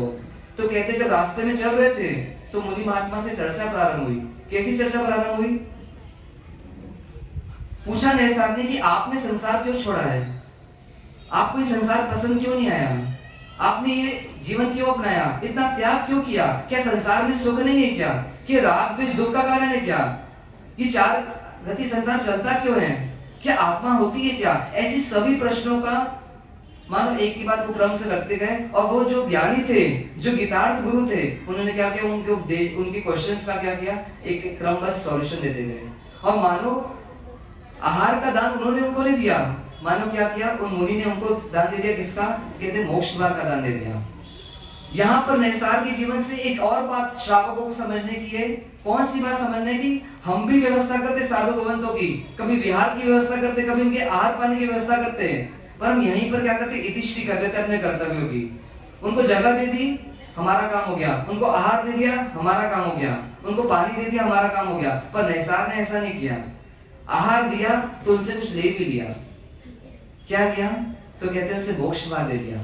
निर्णय कर लिया उनकी बातों को समझ करके कि वास्तव में मैं कौन हूं, और ये निर्णय ने क्या किया, उनके जीवन में लक्ष्य दे दिया कि वास्तव में आत्मा को करना क्या चाहिए। और ऐसा कहते हैं कि वहां पर तो सम्यक दर्शन की प्राप्ति हुई, मतलब इस जीव को क्या हो गया, आत्मा का स्वरूप पता चल गया, और वो नैसार मानव तैयारी करने के लिए तत्पर बने कि अब मुझे इस आत्मा को क्या करना है, मुक्ति की दिशा में आगे बढ़ाना ही है। तो ऐसा ना हो आपके जीवन में कि आप इधर सुपात्र दान दे रहे हो और इधर मुनि से कुछ ले नहीं रहे हो। वास्तव में सुपात्र दान तो बहाना है, किससे? गुरु के ज्ञान से जुड़ने के लिए। आप सुपात्र दान दो और उनके ज्ञान से जुड़ करके अपने आत्म कल्याण के मार्ग में आगे बढ़ो, ऐसा ये संदेश नैसार अपने जीवन से हमको दे रहे हैं। ऐसे सम्यक दर्शन की प्राप्ति हुई, मानो उस जंगल में उस आत्मा को सम्यक दर्शन की प्राप्ति हो गई। अब ये सम्यक दर्शन यानी क्या? तो नैसार के जीवन से हमको समझना है कि सम्यक दर्शन मतलब क्या। तो कहते हैं कि धर्म की शुरुआत जहां से हो उसे कहते हैं सम्यक दर्शन। कहते हैं अगर चेक में शून्य कितना भी लगा दिया पर सामने एक नहीं लगाया तो चेक की कोई वैल्यू नहीं। ऐसी शून्य शून्य शून्य शून्य कितने ही भाव हमने कर लिए पर उन भावों की कोई काउंटिंग नहीं। पहले भाव की शुरुआत कहां से करते हैं? जहां से इस आत्मा को पता चलता है कि मैं कौन हूं, तो मैं कैसे शुद्ध स्वरूपी आत्मा हूं। यहाँ का जब भाव होता है तब से इन भावों की परंपरा गिनना शुरू की जाती है। कहते हैं सम्यक दर्शन नहीं हुआ, उसके पूर्व की गई जितनी भी साधना है, आराधना है, तप है, त्याग है, दीक्षा है, व्रत है, पचकान है, वो सब संसार का ही हेतु बनते हैं, वो मोक्ष मार्ग का हेतु नहीं बनते। ऐसा ये सम्यक दर्शन क्या है? मानो अनंत दुखों को नाश करने वाला ये पासपोर्ट है। एक और बात नैसार स्पष्ट कर रहे मानो अपने जीवन से कि बिना महावीर बने तो महावीर बना जा सकता है, पर बिना नैसार बने आज तक ऐसा कोई भी नहीं हुआ है जो महावीर बन जाए। तो जितनी महिमा हमको महावीर की आती है उससे भी ज्यादा महिमा किसकी आनी चाहिए? तो कहते हैं नैसार के जीवन की आनी चाहिए कि जब तक नैसार नहीं बनेंगे तब तक महावीर कभी बन नहीं पाएंगे। मतलब जब तक सम्यक दर्शन नहीं होगा तो कहते मुक्ति का मार्ग कभी मिलेगा नहीं। और ऐसे नैसार सज्जनता से जीते हुए, कल्पना करना वो जैन नहीं थे उस समय, ना वो मंदिर मिला, ना श्रावक कुल मिला, ना गुरु के प्रवचन मिले, पर फिर भी सादगी से जीवन जीते हुए सम्यक दर्शन के साथ जीवन बिताते हुए पापों को कम करते करते उन्होंने यहाँ से जीवन बिताया, और कहते वहां से जब आयु समाप्त हुई तो अगला भाव कहाँ मिला उनको? कोई बताएगा अगला भाव कहाँ था उनका? दूसरा भाव। तो कहते दूसरा भाव उनका कहाँ हुआ? तो पहले देवलोक में जाकर उनकी आत्मा ने जन्म लिया। सम्यक दर्शन के साथ गए थे, इसलिए उनको जन्म कहाँ मिला? तो कहते देवलोक में मिला। मतलब मनुष्य के जन्म से अगर कोई सम्यक दर्शन के साथ जाता है तो तिर्यंच गति और नरक गति को कभी नहीं मिलती, या तो मनुष्य गति मिलती है या तो देव गति मिलती है। तो नैसार की आत्मा का अगला जन्म कहाँ हुआ? तो कहते देवलोक में हुआ। और देवलोक में जाने के बाद देवलोक में जाने के बाद वहां से आयुष्य पूरी करके तीसरे भाव में वो आत्मा कहाँ आ रही है? तो कहते वापस इस पृथ्वी लोक पर आ रही है। और अगला जीवन अब तुमको कहाँ मिल रहा है? कैसे? तीसरा भाव परमात्मा की आत्मा का जन्म कौन से कुल में हुआ? तो कहते इस विश्व के सर्वश्रेष्ठ कुल में भगवान को जन्म मिला। कौन से कुल में जन्म मिला? आदिश्वर नाथ, मतलब आदिनाथ परमात्मा के घर में उनको जन्म मिला। आप कभी ऐसा देखो कि एक ही घर में सैकड़ों लोग इंजीनियर बने हो, 100 लोग इंजीनियर बने हो। कभी ऐसा देखे कि 100 डॉक्टर एक ही कुल में पैदा हुए गोलछा खानदान में, या 100 सीए एक साथ पैदा हुए, मतलब 100 सीए एक घर में बने हो। पर सोचो वो आदिनाथ भगवान का कुल कैसा था कि जहाँ सैकड़ों आत्मा मानो भगवान बन रही हो, ऐसा वो कुल था, मानो भगवान बनने का कुल था। इतना उत्कृष्ट कुल में किसको जन्म मिल रहा है? तो कहते नैसार को जन्म मिल रहा है। कार तो अजैन थे और अजैन बनकर के देवलोक गए, पर इस सम्यक दर्शन की महिमा कितनी जबरदस्त है कि इस आत्मा को अच्छी में अच्छी गति दिला रहा है। तो कहते हैं अब तीसरा जो जन्म मिला उनको आदिनाथ परमात्मा के कुल में मिला। जन्म हुआ तब वो बच्चा जो था वो कैसा था? तो कहते मानो सूर्य की किरणें निकल रही हो, इतना तेज उसके शरीर में था। तो माता पिता ने उसके लक्षणों को देखकर उनका नाम क्या रखा? तो कहते मरीचि। मरीचि मतलब सूर्य की रश्मियां, मतलब सूर्य की किरणें मानो शरीर से आ रही हो, उसको देख करके मरीचि शब्द रखा। किसका नाम रखा? मरीचि, उस बच्चे का। ये मरीचि किसके पुत्र थे? तो भरत महाराजा के पुत्र थे। आदिनाथ भगवान के पोते थे और भरत महाराजा के पुत्र थे। चक्रवर्ती के कुल में पैदा हुए थे। तो बचपन से क्या थी? जाओ जलाली थी, ऐशो आराम था, भोग विलास के सारे साधन थे। पानी मांगते तो जूस मिलता, दूध मांगते तो खीर मिलता, मानो दास दासियों से उनका जीवन युक्त था। कोई भी शरीर का कष्ट नहीं था, साता साता पूर्ण जीवन चल रहा था। पर जब जीवन यौवन अवस्था में पधारा तो उन मरीचि को जीवन में चयन करने के लिए 2 रास्ते मिले। एक रास्ता था भरत महाराजा का, मानो पिता का, कि जो पिता उनको चक्रवर्ती का पूरा साम्राज्य दे सकते थे, मानो 6 खंड जो उन्होंने जीता था उसका अधिपति बना सकते थे। और एक मार्ग किसका था? तो स्वयं के दादा का। दादा कौन? मतलब ऋषभनाथ का, जो वास्तव में बाहर की कोई संपत्ति नहीं दे सकते थे, पर अंदर का मोक्ष मार्ग उनको दे सकते थे, अंदर की आत्मिक शांति दे सकते थे। अब कौन से मार्ग का चयन करना? अब आपको सोचना है, अगर आप मरीचि बन जाओ किसी गांव में और एक तरफ पूरे अहमदाबाद का राज्य आपको मिल रहा है और एक तरफ महावीर का साम्राज्य मिल रहा है, मतलब आत्मा का साम्राज्य मिल रहा है, ऐसी चयन करने की स्थिति आ जाए तो किसका चयन करोगे आप? तो कहते जैसी दृष्टि वैसी सृष्टि। जिसकी भोगों में रुचि रहेगी वो भोगों का ही चयन करेगा। पर वो सम्यक दृष्टि की वो आत्मा, वो नैसार की आत्मा मरीचि के रूप में आई जरूर है, भोगों के साधन भरपूर मिले हैं, पर फिर भी उस आत्मा ने किसका चयन किया कि दादा का ही मार्ग सच्चा है, पिता का मार्ग सच्चा नहीं है। तो क्या करना? दादा के मार्ग में बढ़ना।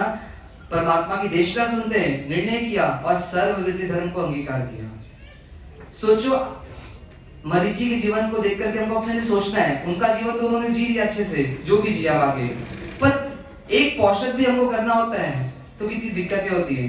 करूं कि नहीं करूं, करूं कि नहीं करूं, करूं कि नहीं करूं, ऐसा सोचते सोचते तो कई परेशान निकल जाते हैं। पर सोचो चक्रवर्ती कुल में आए ना, एक कष्ट भी जिन्होंने सहा नहीं और उन्हें सर्ववृत्ति धर्म को अंगीकार कर लिया। और कभी कभी पोषक करते और मच्छरदानी नहीं मिले या मच्छर घुस जाए मच्छरदानी में, तब तो मानो संकल्प हो जाता है कि आइंदा से कभी पोषक करूंगा ही नहीं।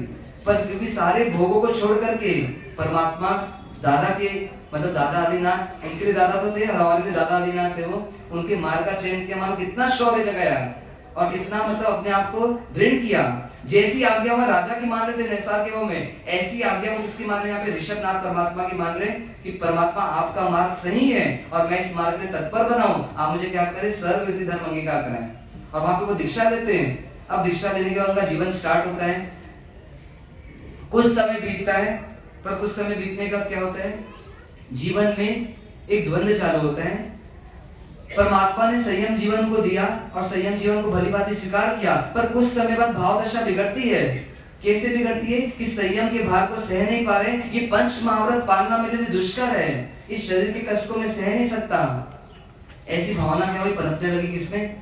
बनने वाले महावीर में। सो जो महावीर हम सबको दीक्षा का उपदेश देंगे, आज वो स्वयं महावीर कैसे हो गए? दीक्षा में डगमग हो रहे हैं, मतलब दीक्षा से पीछे हटने की सोच रहे हैं। अब क्या सोच आ रही होगी? तो दो भावधारा चल रही है कि दीक्षा को जी भी नहीं पाऊंगा। एक तरफ ये भाव चल रहा है और दूसरी तरफ ये भी भाव चल रहा है कि आदिनाथ ही सही है, उनका मोक्ष मार्ग बिल्कुल सही है, पर मेरी अपात्रता है, मैं कमजोर हूं अभी, इसलिए क्या करूं, मैं इस मार्ग को जी नहीं सकता। तो क्या किया? परमात्मा से पहले बहुत प्रयास किया अपने आप को स्थिर करने का, पर हो नहीं पाए क्योंकि शरीर का कष्ट सह नहीं पा रहे थे। तो क्या किया? कुछ परिवर्तन कर लिया अपने जीवन में, कुछ मॉडिफिकेशन कर लिया अपने जीवन में। क्या क्या परिवर्तन किया? तो कहते उन मरीचि ने उस समय निर्णय कुछ लिया कि मैं संयम जीवन का निर्वाह नहीं कर पा रहा हूँ, वेदना सहन नहीं कर पा रहा हूँ, सहन शक्ति कम हो गई है, तो क्या करूँ, कुछ चेंजेस डाल लूं। तो क्या क्या चेंज किया? तो पहला चेंज क्या किया उन्होंने? हिंसक जानवर उस टाइम जो जंगलों में रहते थे उनसे अपने बचाव करने के लिए त्रिदंड धारण कर लिया, मतलब त्रिशूल को धारण किया। जैन साधु त्रिशूल धारण नहीं करते, पर उन्होंने थोड़ा अपने आप को चेंज किया, एक त्रिशूल रखा। फिर पगडंडी में जब चलता हूँ तो कंकर चुभते हैं, नंगे पांव चल नहीं सकता, चुभन होती है, तो क्या करूं, पांव में खड़ाऊ धारण कर लूं। दूसरा चेंज किया, मानो साधु जीवन से नीचे गिरने जा रहे हैं। अब धूप बहुत लगती है, गर्मी सहन नहीं होती, तो क्या करूं, शस्त्र धारण कर लूं। फिर शस्त्र लाया। फिर चौथा क्या चाहिए? ये सफेद वस्त्र बहुत जल्दी जल्दी मैले होते, ये मैलापन मुझे सहन नहीं होता, तो क्या करूं, गेरवे वस्त्र धारण करूं, मतलब केशरिया वस्त्र। जो भगवत साधु होते हैं, जो तापस साधु होते हैं, ऐसे तापसों का वस्त्र क्या किया, धारण कर लिया। ये 4-5 चीज उन्होंने किए, पर इसके बाद भी जब ये चेंज किया तो हमको लगा कि इतने गलत रास्ते में जा रहे हैं, पर कहते इसके बाद भी वो संभले हुए थे, क्योंकि अभी भी दृष्टि कैसी थी, तो कहते दादा आदिनाथ को सही ठहरा रहे थे कि मैं गलत हूं पर मेरे दादा का मार्ग सही है। जो भी आता क्या करते हैं, वो प्रतिबोधित करते कि तुम जा सको तुम आदिनाथ के मार्ग में जाओ, मेरा मार्ग सही नहीं है। मानो ऐसी लायकात थी कि अंदर से सम्यक दर्शन मेंटेन था, तो जब तक सम्यक दर्शन था तब तक आदिनाथ परमात्मा को ही सही ठहराते। भले ही मैंने चारित्र जीवन छोड़ दिया है, पर चारित्र जीवन छोड़ा जरूर है, पर घर नहीं जाऊंगा, तो क्या करूं, जो चेंज किया हूं उसको चेंज को रख करके मेरे को आदिनाथ से संबंध तोड़ना नहीं है, पर जाऊं तो जाऊं कहां? अगर मैं दीक्षा छोड़ूंगा तो मुझे कहां जाना पड़ेगा, वापस अपने घर में जाना पड़ेगा। पर जो दीक्षा छोड़ दी है, पर सोचो इतना ईगो लगा लिया कि मैं दीक्षा गलत है, मैंने दीक्षा छोड़ दी है, दुनिया मुझे क्या बोलेगी, पर फिर भी मैं आदिनाथ को छोड़ूंगा नहीं। तो क्या किया, वहां से तो उतर के भगवान के पास थे, पर उनके समोशरण के द्वार पे क्या होते हैं, खड़े रहते हैं और मानो परमात्मा की तरफ की क्या करते, दलाली करने लगते हैं, और ऐसे करके वहां से नीचे आकर के अपना स्थान बना लिया, और ऐसे करके कुछ समय अपना जीवन यापन करते रहे। अब मरीचि अच्छे लग रहे कि बुरे लग रहे आपको? जब ऐसा सीन देखते मरीचि के जीवन का, कोई साधु दीक्षा छोड़े या दीक्षा पे थोड़ा सा डावाडोल हो जाए, वो साधु अच्छा लगेगा कि बुरा लगेगा? तो मरीचि में भी बुरे लग रहे हमको। पर सोचो मरीचि की लायकात इतनी जबरदस्त, मरीचि समोशरण से तो उतरे पर घर नहीं गए, और हम तो कितने बार समोशरण जाकर के घर आ गए। हमारी लायकात तो मरीचि से भी बहुत नीचे की है अभी। इसलिए वो मरीचि को गलत मत ठहराना, अपनी आत्मा को गलत ठहराना। वो तो समोशरण के रास्ते में रुक तो गए कम से कम, हम तो कितने बार घर आ गए।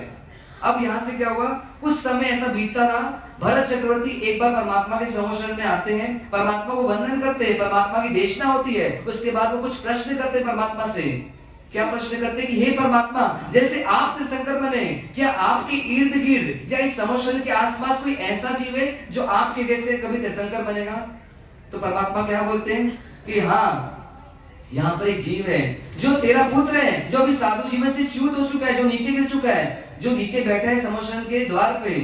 वो क्या बनेगा, वो मरीचि आने वाले समय में वासुदेव भी बनेगा, मतलब 3 खंड का अधिपति बनेगा। फिर आगे जाकर के चक्रवर्ती भी बनेगा, और चक्रवर्ती पर तो छोड़ो, और अंतिम ये इस आर्य का जो इस काल चक्र का जो अंतिम तीर्थंकर ऐसे महावीर नाम के तीर्थंकर भी बनेंगे, ऐसी घोषणा करते हैं।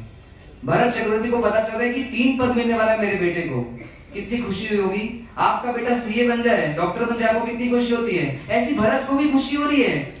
किस चीज के लिए? इस चीज के लिए कि मेरा बेटा चक्रवर्ती बनने वाला है, पर इस चीज के लिए कि ये आत्मा, मानो कौन है, तीर्थंकर बनने वाली आत्मा है, वो तुरंत 20,000 सीढ़ियां उतर कर आते हैं नीचे, और किसको वंदन करते हैं? भरत अपने बेटे को वंदन करते हैं, उस तापस को वंदन नहीं कर रहे हैं, उसमें रही हुई आत्मा को वंदन कर रहे हैं। मानो उनके दोष को नहीं देख रहे हैं, भी उसमें आत्मा की पात्रता को देख रहे हैं कि ये आत्मा कैसी है, तो ये तीर्थंकर बनने वाली आत्मा है, आज इनको वंदन करके मैं धन्य हो जाऊं। अभी सोचो वर्तमान में साधु साध्वी भगवान थे, हम उनकी हमको गलतियां दिख जाती है, पर वो भरत की कैसी दृष्टि कि बेटा पूरा कमजोर हो चुका है साधु जीवन से, पर फिर भी उनकी लायकात उनको दिख रही कि आत्मा तीर्थंकर बनने वाली है, तो क्या कर उनको वंदन करके अपना आपको कृतार्थ करें। और ऐसे वंदन करते हैं, उनको बताते हैं कि मैं तुमको वंदन क्यों कर रहा हूँ, तो तुम्हारे चक्रवर्ती पद के लिए वंदन नहीं कर रहा हूँ, तुम्हारे वासुदेव पद के लिए वंदन नहीं कर रहा हूँ, तुम तीर्थंकर बनने वाले हो इसलिए वंदन कर रहा हूँ। जैसी ही बात पता चलती किसको, मरीचि को, बहुत हर्षोल्लास आता है, क्योंकि जैकपॉट खुल गया। अरे मेरा कुल कितना महान है, क्यों महान है, क्योंकि मेरे कुल में दादा तीर्थंकर है, मेरे पिता चक्रवर्ती है, और मैं तो इनसे भी आगे निकलूंगा कि मैं वासुदेव भी बनूंगा, मैं चक्रवर्ती भी बनूंगा और तीर्थंकर पद को भी क्या करूंगा, अंगीकार करूंगा। वाह वाह, कितनी मजे की बात है। मानो उनको ऐसा लगता है कि चुनाव जीत गया, मानो कोई गेम में मेरे को जीत मिल गई, ऐसी खुशी से झूम उठते हैं। मानो बाहर से शरीर झूम रहा है पर अंदर से आत्मा का पतन चालू हो रहा है। उनको अपने कुल का अहंकार होता है कि मेरा कुल कितना महान है। वास्तव में कुल तो महान था, कुल तो महान था क्योंकि आदिनाथ भगवान का कुल था, पर उस कुल का जो अहंकार कर रहे हैं वो उनकी आत्मा में गलती हो रही है। किसकी, महावीर की आत्मा में गलती हो रही है। जो महावीर आगे जाकर के पूरे मान कषाय को छोड़ देंगे, उस महावीर को भी मान कषाय हावी हो रहा है, और वो मान कषाय के अधीन होकर के यहाँ पर क्या करते हैं, एक फिर बहुत बड़ी गलती करते हैं, उस आत्मा को नीच गोत्र कर्म का बंधन होता है। और इसी कारण परमात्मा की आत्मा को अंतिम जीवन में 83 दिन के लिए निम्न कुल में, मानो देवानंदा की कुल में जाना पड़ता है। ऐसे कर्मों का वहां पे उपार्जन करते हैं भगवान। सोचो, कुल का मत किया तो ये पहचान नहीं पाए, ऐसे हम भी मत करते अपने रूप का, अपने ऐश्वर्य का, अपने पोस्ट का, अपने प्रतिष्ठा का, पर ये समझ नहीं पाते कि ये सब जो बाहर में मिलता है वो पुण्य की वजह से मिलता है। और वो पुण्य भी बनता क्यों है, तो देव गुजरम की जब आराधना करते हैं तब वो पुण्य बनता है। तो जो पुण्य का मिला है उस पर अहंकार क्यों करना, पर जीव समझ नहीं पाता और क्या करता है, अहंकार में डूबते जाता है, और उसका जब परिणाम भुगतना पड़ता है तो उस समय पीड़ा होती है। ऐसी उस मरीचि को क्या हुआ, नीच गोत्र कर्म का बंधन होता है, यहाँ से पतन शुरुआत होता है। पर आगे जाकर के कुछ समय बीतते हैं, ऐसे भगवा वस्त्र पहनते हुए साधु जीवन जीते रहते हैं अपना तापस दीक्षा में। जब बुढ़ापा आता है तब एक भय चालू होता है। कौन सा भय, कौन सा भय आता है बुढ़ापे में, आपको कौन सा भय आता है, मेरी बेटा सेवा करेगा कि नहीं, कौन करेगा मेरी सेवा। तो ऐसे उस मरीचि को भी एक भय आ रहा है कि देखो परमात्मा आदिनाथ की तो कई लोग सेवा करते हैं, ये जो मुनिराज है, जो जैन साधु है, उनकी सब सेवा कर रहे हैं, पर मेरे को जब कष्ट आ रहा है, मेरे को जो पीड़ा हो रही है, मेरे को बुढ़ापा आ रहा है, मेरी सेवा करने वाला कोई नहीं है। अब क्या हो गया, उनको एक मोह चालू हो जाता है कि मुझे कोई शिष्य मिल जाए ताकि शिष्य के नाते मेरा जीवन साथ में अच्छे से चले। और ऐसे करके अब शिष्य की लालसा में जीवन में एक लक्ष्य बन गया, कोई शिष्य बन जाए। और इधर एक राजकुमार का समोश्वर के हिसाब से आना होता है, नाम है कपिल। कपिल राजकुमार आते हैं,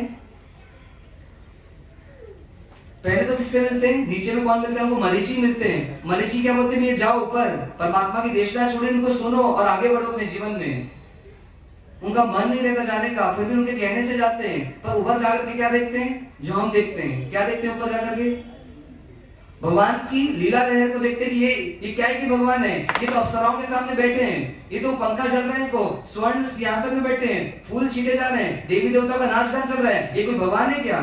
ऐसा करके उस चकाचौंध को देख लेते हैं, उस आडंबर को देख लेते हैं, पर आडंबर के पीछे कोई आलंबन छुपा है, उस आलंबन को देख नहीं पाते और कपिल वापस नीचे उतर जाते हैं, मानो अपने सौभाग्य को लौटा रहे। एक तीर्थंकर को, जो तीर्थंकर को मिल सकते थे, उन तीर्थंकर की आशाधना करके नीचे आ जाते हैं। और फिर कपिल क्या बोलते हैं मरीचि को कि उनके पास तो धर्म नहीं है, वो तो ढोंगी है, पर तुम्हारे पास अगर धर्म है तो तुम बताओ, मैं तुम्हारे से धर्म सुनना चाहता हूँ। अब कपिल को जो राग चल रहा था, मतलब जो मरीचि को राग चल रहा था किसका, कि शिष्य मिल जाए, तो ऐसे यहाँ पे उनको भाव सकते हैं कि ये क्या है, ये बंदा जबरदस्त है मेरे लिए, तो क्या करूं, इसको प्रतिबोध दूं। और क्या बोलते हैं वहां पर, फिर महावीर स्वामी परमात्मा की आत्मा एक बहुत बड़ी गलती करती है और उस गलती का भुगतान उनको आगे करना पड़ेगा। क्या गलती करती है कि आदिनाथ परमात्मा के पास भी धर्म है, तो ऐसी मेरे पास भी धर्म है, ऐसा वो बोल देती वहां पर। और क्यों बोलती, तो मोह के अधीन होकर के शिष्य बनाने का उद्देश्य क्या है, तो मेरे पास भी धर्म है, ये शब्द नहीं बोलती, मानो अंदर के भाव व्यक्त करती है। और कहते हैं यहाँ पे वो उत्सूत्र प्रवृत्ति का दोष करती है, और साथ में यहाँ पे आत्मा को मिथ्यात्व भी लग जाता है, मतलब समय दर्शन चला जाता है, और यहाँ पे वापस आत्मा कैसे हो जाती है, आप उनके जैसी मतलब मिथ्यात्व हो जाती है। और कहते हैं इतना बोलने मात्र से परमात्मा की आत्मा का एक कोटा कोटि सालों का एक लंबा संसार वहां पे क्या होता है, रच जाता है, मतलब डिजाइन हो जाता है, मतलब एक कोटा कोटि सालों की फिल्म क्रिएट हो जाती है परमात्मा की आत्मा की। अब ये ऐसा करते करते जीवन निकल जाता है और उसके बाद यहाँ से जब काल धर्म होता है उनका, तो अगली बार आत्मा कहाँ जाती है, चौथे भव में, तो कहते देवलोक में जाती है। सोच लेना एक शब्द, मरीचि के जीवन को चेक कर लेना कि कैसा जीवन जिया कि एक बार साधु वेश छोड़ा उन्होंने, तो अगले 16 भव तक अब जैन साधु का वेश नहीं मिलेगा उनको। तो सोचो साधु वेश छोड़ने से साधु जीवन ही मिल रहा है, और साधु की निंदा करने से क्या होगा, तो कहते हैं उससे भी बड़ा पाप होगा जिन शासन कई जन्मों तक नहीं मिलेगा। तो मरीचि हमको सीख दे रहे हैं कि मैं एक बार साधु जीवन छोड़ा हूं तो मुझे अब 16 भव तक साधु जीवन नहीं मिलने वाला।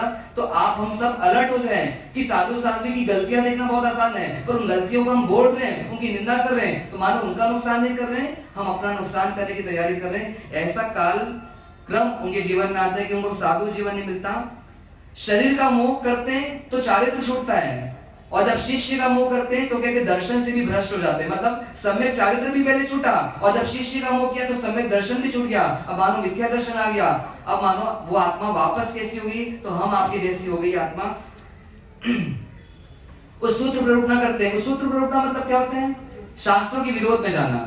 कई माता पिता क्या बोलते हैं, कोई बच्चा दीक्षा लेना चाहते, जैसे मेरे पिताजी ने भी बोला था, जब हमने दीक्षा की बात की उनसे, तो उन्होंने क्या बोला कि महावीर स्वामी ने भी शादी की थी, पहले तुम शादी कर लो उसके बाद दीक्षा ले लेना। तो ये बात सही है कि गलत है? महावीर स्वामी ने शादी जरूर की है, पर किसी भी परमात्मा से पूछोगे तो शादी करना कोई सिद्धांत नहीं है, शादी करने को वो सही नहीं ठहराते, पर क्या लकीर के फकीर बन जाते हैं और हमको पता नहीं रहता क्या सही है क्या गलत है। पर क्या होता है, परमात्मा का आलम्बन ले लेकर के क्या करते हैं, उस सूत्र प्ररूपणा का दोष आसानी से कर देते हैं। तो ऐसी गलतियां हमारे जीवन में ना हो, पहले जानकारी ले लें, उसके बाद अपना क्या दे स्टेटमेंट दें। तो आप शायद शास्त्रों के विरुद्ध कुछ ना बोलो, नहीं तो हमारा संसार आसानी से कुछ शब्दों में हमारा संसार बहुत बढ़ जाता है। मानो मरीचि का एक कोटा कोटि सालों का संसार, यहाँ एक शब्द बोलने से कि मेरे पास भी धर्म है, एक शब्द बोलने से उनका संसार बढ़ता है, और अगले चौथे भव में वो 5वें देवलोक में जाते हैं, वहां पे 84 लाख वर्ष की आयुष रहती है, और वहां से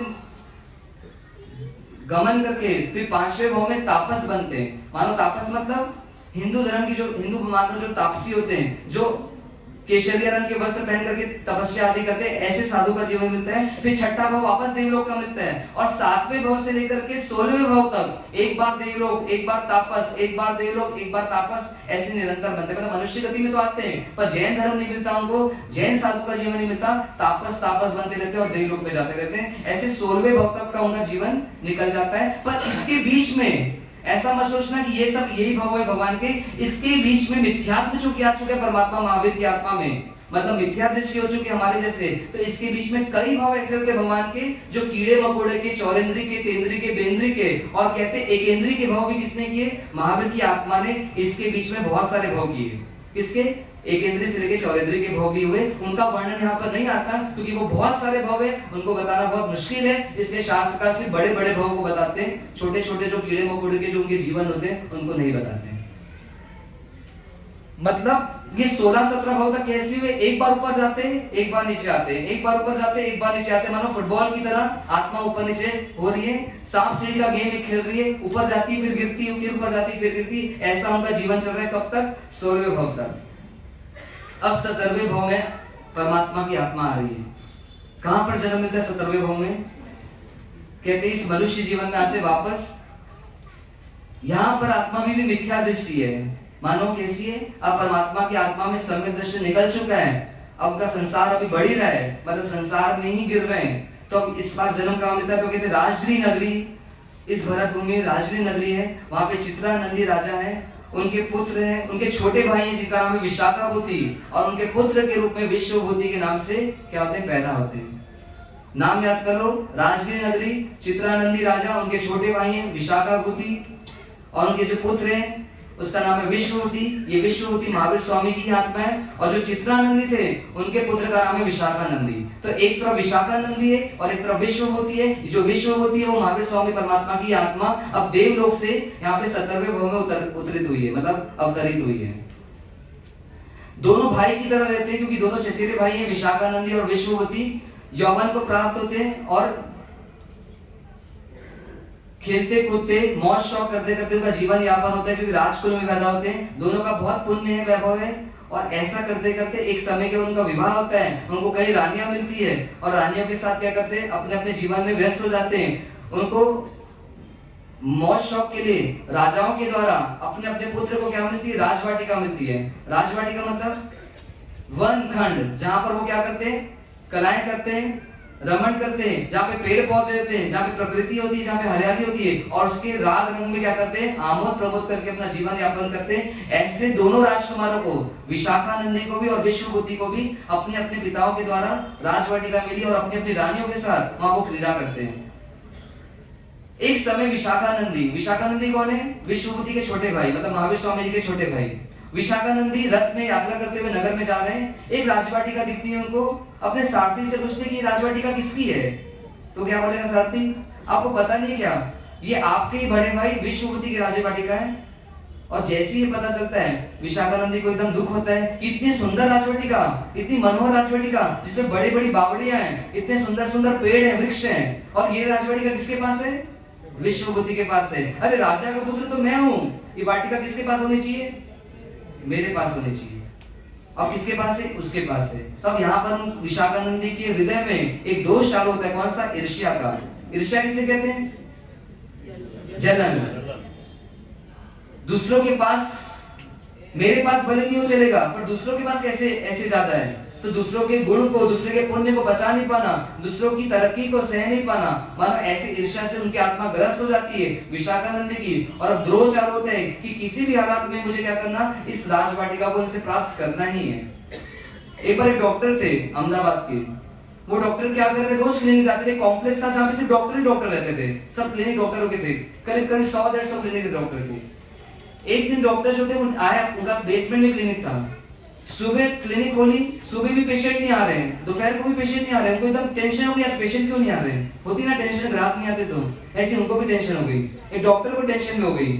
जो डॉक्टर कईयों की टेंशन सॉल्व करता है, आज उस डॉक्टर को टेंशन हो गई, बात समझ नहीं आ रही कि पेशेंट आ क्यों नहीं रहे हैं। तो एक राउंड मारा, कहाँ पे, पूरे कैंपस में, कि देखता हूँ और जगह क्या चल रहा है। जब पूरे जगह राउंड मारा, तब देखा कि कहीं भी पेशेंट नहीं है, तब जाकर उनको थोड़ी क्या हुई, शांति मिली। क्यों मिली शांति, तो पहले ईर्ष्या चल रही थी, मतलब पहले लगता था कि मेरे साथ ही बस ऐसा क्यों हो रहा है, फिर देखा कि सबके साथ ही पेशेंट नहीं है, तो क्या करें भाई, कोई दिक्कत नहीं, इसका मतलब हड़ताल का दिन है, इसलिए शायद कोई आया नहीं, ऐसा कुछ भी सोच के अपने आप को संतुष्ट कर लिया। तो ये भी ईर्ष्या का पाप कैसा है कि स्वयं को जलना पड़ता है, बाद में कोई जले ना जले। ऐसी वो विशाखानंदी अब जल रहे हैं, मानो माता पिता के पास जाते हैं, उनसे अनुरोध करते हैं, क्या करो कि मुझे वो राजवाटिका चाहिए जो विश्वबुद्धि के पास है। राजा बोलते कि ऐसे कैसे करे, वो भी हमारे परिवार का सदस्य है, उनसे छीन तो नहीं सकते, पर वो टस से मस नहीं होते, अपनी जिद में अड़े रहते हैं कि मुझे वो चाहिए ही चाहिए। अब राजा को क्या करना है, अपने पुत्र की इच्छा पूरी करना है, पर तरीका कैसे करें, उनसे सीधा मांगेंगे तो अच्छा नहीं लगेगा, मांगेंगे अच्छा लगेगा नहीं लगेगा, तो कोई दूसरा तरीका अपनाते हैं। तो दो रास्ते किसी चीज को करने के, या तो लड़ झगड़ के ले लो संपत्ति, नहीं तो क्या करो, दूसरा रास्ता बहुत जबरदस्त है, कौन सा, मायाचारी का। मायाचारी में क्या होता है, काम भी हो जाते हैं और दूसरों को पता भी नहीं चलता। तो राजा सोचते दूसरे रास्ते में चलते, मायाचारी करते और क्या करते, उनसे वो राजवाटिका हड़प लेंगे, इसलिए क्या करते, प्रयाण फेरी बजवाते, मतलब एक ढोल बजवाते, घोषणा करते कि जो हमारे पड़ोसी राजा हैं उनसे क्या करना है, युद्ध करने जाना है, क्योंकि उनसे उनके राज्य को छीनना है, तो युद्ध की तैयारी करो। ऐसी क्या करते, एक डंका बजवाते हैं। तो विश्वबुद्धि को पता चलता है कि राजा जी, मतलब मेरे चाचा जी क्या कर रहे हैं, डंका बजवाया, उन्होंने युद्ध का ऐलान किया है। अब विश्वबुद्धि को क्या करना चाहिए, तो जो नैसार थे वही आत्मा विश्वबुद्धि बनकर आई है। तो जैसे नैसार अपने कर्तव्य के प्रति क्या थे, दृढ़ थे, आज्ञा पालन करते थे, तो विश्वबुद्धि को लगा कि राजा ने युद्ध का ऐलान किया है, तो राजा कैसे जाएंगे, मेरे रहते, तो मैं उनका युवराज हूँ, तो पहला अधिकार तो युद्ध में जाने का मेरा है, तो क्या करूंगा, मैं जाऊंगा। सोचो, जो महावीर आगे जाकर के अपने से युद्ध करेंगे, मतलब अपने मोह से युद्ध करेंगे, वही महावीर अपना पराक्रम कहाँ दिखा रहे हैं, अभी संसार में दिखा रहे हैं। तो कहते हैं ना, ते कम में सुरा, ते धम में सुरा। जो आज कर्म में शूरवीर है, वही आगे जाकर के धर्म में शूरवीर बनेगा। मानो ऐसा ऐलान उनके जीवन में हो रहा है कि आज युद्ध के लिए तत्पर बने। राजा को बोलते हैं कि आप मेरे से युद्ध में कैसे जाओगे, क्या आपको मेरी वीरता पे विश्वास नहीं है, तो राजा तो चाहते ही थे, इनको युद्ध में भेजना चाहते थे। तो क्या किया, ठीक है तुम जाओ, मैं तुमको आज्ञा देता हूँ कि तुम विजय बन कर आओ। वो बोलते मैं आपको आश्वस्त करता हूँ कि राजा को बंदी बना करके आपके सामने लाऊंगा। ऐसे युद्ध में प्रयाण करते हैं और इधर का युद्ध में जाना होता है और इधर राज्य वाटिका जिसमें उनकी रानियां थी उनको वहां से खाली करवाते हैं और वो राजवाटिका किसको दे देते हैं, विशाखानंदी को। बेटे का नाम विशाखानंदी है, तो विशाखानंदी को राजवाटिका दे देते हैं। उसके बाद क्या होता है, जब युद्ध करके वापस आते हैं कौन, विश्वभूति मतलब महावीर स्वामी की आत्मा, सब हर्षोल्लास व्यक्त करते हैं, उनकी वीरता के गुण गाए जाते हैं, गीत गाए जाते हैं और राजा उनको सम्मान देते हैं। और उसके बाद जब सब फ्री होकर के विश्वभूति कहाँ जाना चाहते हैं, अपनी राजवाटिका की तरफ थोड़ा आनंद से समय बिताने के लिए, तो जब जाते हैं अपनी राजवाटिका की ओर तब क्या होता है, सैनिक उनको रोक लेते हैं कि आप अंदर जा नहीं सकते। तो उनको बहुत आश्चर्य होता है कि मेरी राजवाटिका में मुझे घुसने क्यों नहीं दिया जा रहा है। तो क्या बोलते हैं सैनिक, ये राजवाटिका आपकी नहीं रही, इसमें विशाखानंद अंदर क्या करें, आराम फरमा रहे, विश्राम करें, तो आप अंदर नहीं जा सकते। अब जैसी ये बात पता चलती है उनको सारी पिक्चर क्या होती है, क्लियर हो जाती है कि मेरे साथ क्या हुआ है, धोखा हुआ है, मुझे फंसाया गया है, ये युद्ध करना नहीं था पर ये राजवाटिका के चक्कर में ये युद्ध मुझसे कराया गया। उनको बहुत दुख होता है पहले, फिर ये सत्य को समझ जाते हैं कि देखो एक राजा का राग किया, उसके कारण मैंने युद्ध किया, एक राजवाटिका का राग किया, एक परिवार का राग किया, तो आज तक मुझे दुख आ रहे हैं। तो अब क्या करना, मुझे कोई राग नहीं करना, मुझे किसी से नहीं जुड़ना, ना मुझे इस राजवाटिका में प्रवेश करना और ना मुझे अब राजमहल में प्रवेश करना। वहीं से निर्णय करके अब क्या करते हैं, अपने जीवन को अध्यात्म में ले जाते हैं और मोक्ष मार्ग में आगे बढ़ाने के लिए क्या करते हैं, दीक्षा अंगीकार कर लेते हैं और दीक्षा मुनि बन करके विचरण करने का निर्णय करते हैं। पर इतना द्वेष आता है अंदर में, किसके प्रति, विशाखानंदी के प्रति, कि मेरे भाई ने मेरे साथ क्या किया, धोखा किया, जिस भाई को मैंने इतना प्रेम किया।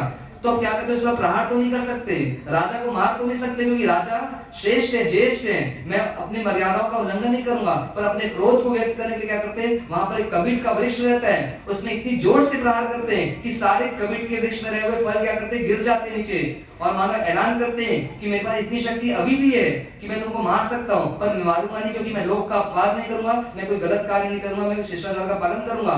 और ऐसा करके दीक्षा लेने के लिए तत्पर बनते हैं। कौन, महावीर स्वामी की आत्मा मानो मुनि बनने जा रही है विश्वभूति के मोह में। पर एक बहुत बड़ी गलती चल रही भगवान की आत्मा के साथ। कोई बताएगा कौन सी बड़ी गलती चल रही है? बहुत सही, कि परमात्मा राग का तो त्याग कर रहे हैं, संसार के राग का त्याग करने के लिए तत्पर बने, बहुत अच्छी बात है। पर जो गलती आप हम सब करते हैं वही गलती उस विश्वभूति की आत्मा मानो परमात्मा की आत्मा कर रही है। वो ये गलती कर रही है कि राग को तो छोड़ रही है पर उस राग को क्या कर रही है, द्वेष में कन्वर्ट कर रही है। मतलब द्वेष लेकर के मुनि बनने जा रहे हैं तो क्या हो रहा है, संसार तो रुक ही नहीं रहा है, उनके कर्म बंधन सदा चलते हैं वहां पे।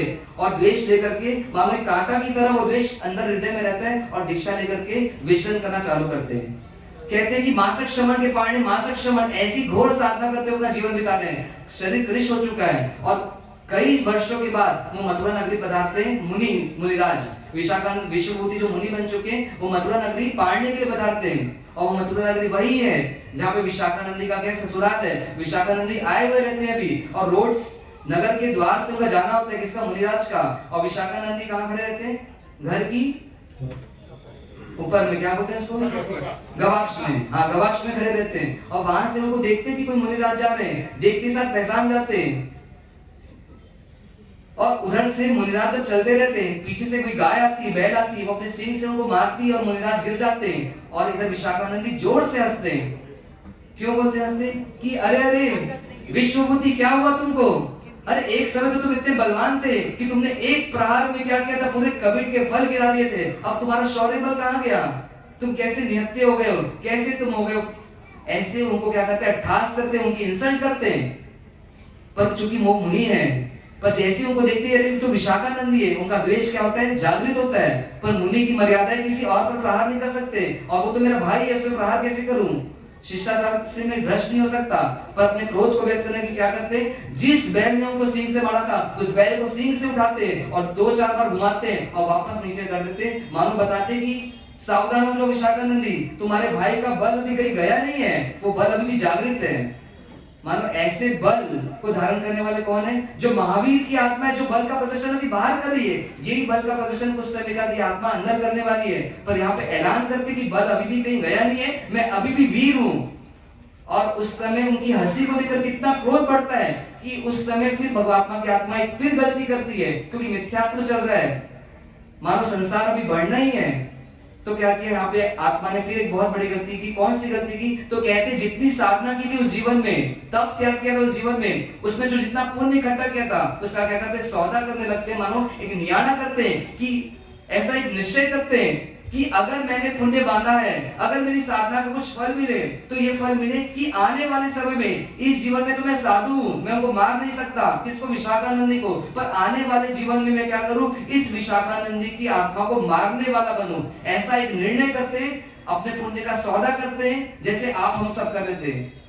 क्या सौदा करते हैं? जिसकी शादी नहीं होती वो क्या बोलते हैं? भगवान ने इतनी पूजा की आपकी, प्लीज मेरे को पूजा का ये फल दे दीजिए कि मेरी शादी हो जाए। ऐसा कई लोग करते हैं। किसी के बच्चे नहीं हो रहे, वो बोलते हैं मेरे बच्चे हो जाए। किसी का व्यापार नहीं चलता, बोलते हैं व्यापार हो जाए। मानो जिस पुण्य से आप आत्म कल्याण कर सकते हो, उस पुण्य का क्या करते हो? आप सौदा कर लेते हो, और सौदा करके मानो कि आत्मा ने क्या किया? उस पुण्य का इन्वेस्टमेंट नहीं किया, उस पुण्य का एक्सपेंस कर लिया और खर्चा करके उस पुण्य को, और ऐसा निर्णय करके उनकी आत्मा वहां से जीवन जीते हुए क्या करती है? आगे बढ़ती है। और उसके बाद 18वां जीवन, मतलब नियाणा के साथ उनकी आत्मा जब मरती है वहां से, मतलब उनकी आत्मा का काल खत्म होता है, तो चूंकि साधु जीवन जिए रहते हैं, तो साधना करती है, तो अगले भव में, मतलब 18वें भव में उनकी आत्मा कहाँ जाती है? तो कहते देवलोक में जाती है। और 18वें से 19वें भव में आत्मा कहाँ आती है? तो वापस इस मनुष्य जीवन में आ रही है। अब यहाँ पर इनकी आत्मा की जबरदस्त गलती होती है। वो गलती क्या होती है? अभी 19वां भव क्या हो रहा है, कहाँ मिल रहा है? तो कहते इसी भरत क्षेत्र में, इसी भरत क्षेत्र में पोतनपुर नगरी में प्रजापति राजा, जिनकी धारणी नाम की रानी है, उनके घर में उनको जीवन मिल रहा है। कहते प्रजापति राजा अपनी पुत्री में आसक्त हो जाते हैं, मतलब अपनी बेटी में आसक्त हो जाते हैं। और एक बार अब बेटी से शादी करने की इच्छा होती, स्वयं की बेटी से शादी करने की इच्छा होती प्रजापति राजा की, पर करूं तो करूं कैसे? शर्म आती है। तो एक बार राज्यसभा बुलाते हैं, और राज्यसभा में अपने दरबारियों से पूछते हैं कि राजा, अगर अपने राज्य में कोई सबसे अच्छी वस्तु है, तो उसमें सबसे पहला अधिकार किसका है? तो सब प्रजा क्या बोलेगी कि राजा साहब आप पे ही है। राज्य की कोई भी वस्तु जो सबसे प्रिय हो, उस पर राजा का सबसे पहला अधिकार है। तो राजा वहां पर घोषणा करते हैं कि मुझे मेरी पुत्री सबसे प्रिय है, मैं उस पुत्री से शादी करना चाहता हूँ। और क्या करते हैं? राजा अपनी पुत्री से ही शादी करते हैं और भोगों की दुनिया में लिप्त होते हैं, और कहते हैं कि उन्हीं पुत्री से कि गर्भ से एक जीव होता है पैदा, जिसका नाम है, जो महावीर स्वामी की जो विश्वभूति की आत्मा थी, अब ये 19वें भाव में कहा रही है। तो कहते हैं अपनी पुत्री के ही गर्भ से वो जीव पैदा हो रहा है, और वो जब पैदा होता है तो उनके पीठ पर कोई निशान रहता है। उस निशान के लक्षणों को जान करके माता पिता, मतलब पुत्री और जो उनके पिता, जो उनके पति बन चुके हैं, वो पिता और पुत्री मिलकर के उनके पुत्र का नाम क्या रखते हैं? त्रिपिष्ट कुमार, ऐसा नाम उनकी घोषणा करते हैं। अब ये त्रिपिष्ट कुमार जन्म से ही बहुत शौर्यवान, बहुत बलवान, मानो चैलेंजेस को स्वीकार करने वाले ऐसे महा पराक्रमी अजय योद्धा थे। और जैसे जैसे उम्र बढ़ती है, इन त्रिपिष्ट कुमार का क्या होता है? जीवन आगे बढ़ते जाता है। और जीवन आगे बढ़ता है मतलब अपने शौर्य का परिचय देते जाते, समाज में उनकी ख्याति फैलती जाती है। और एक समय आता है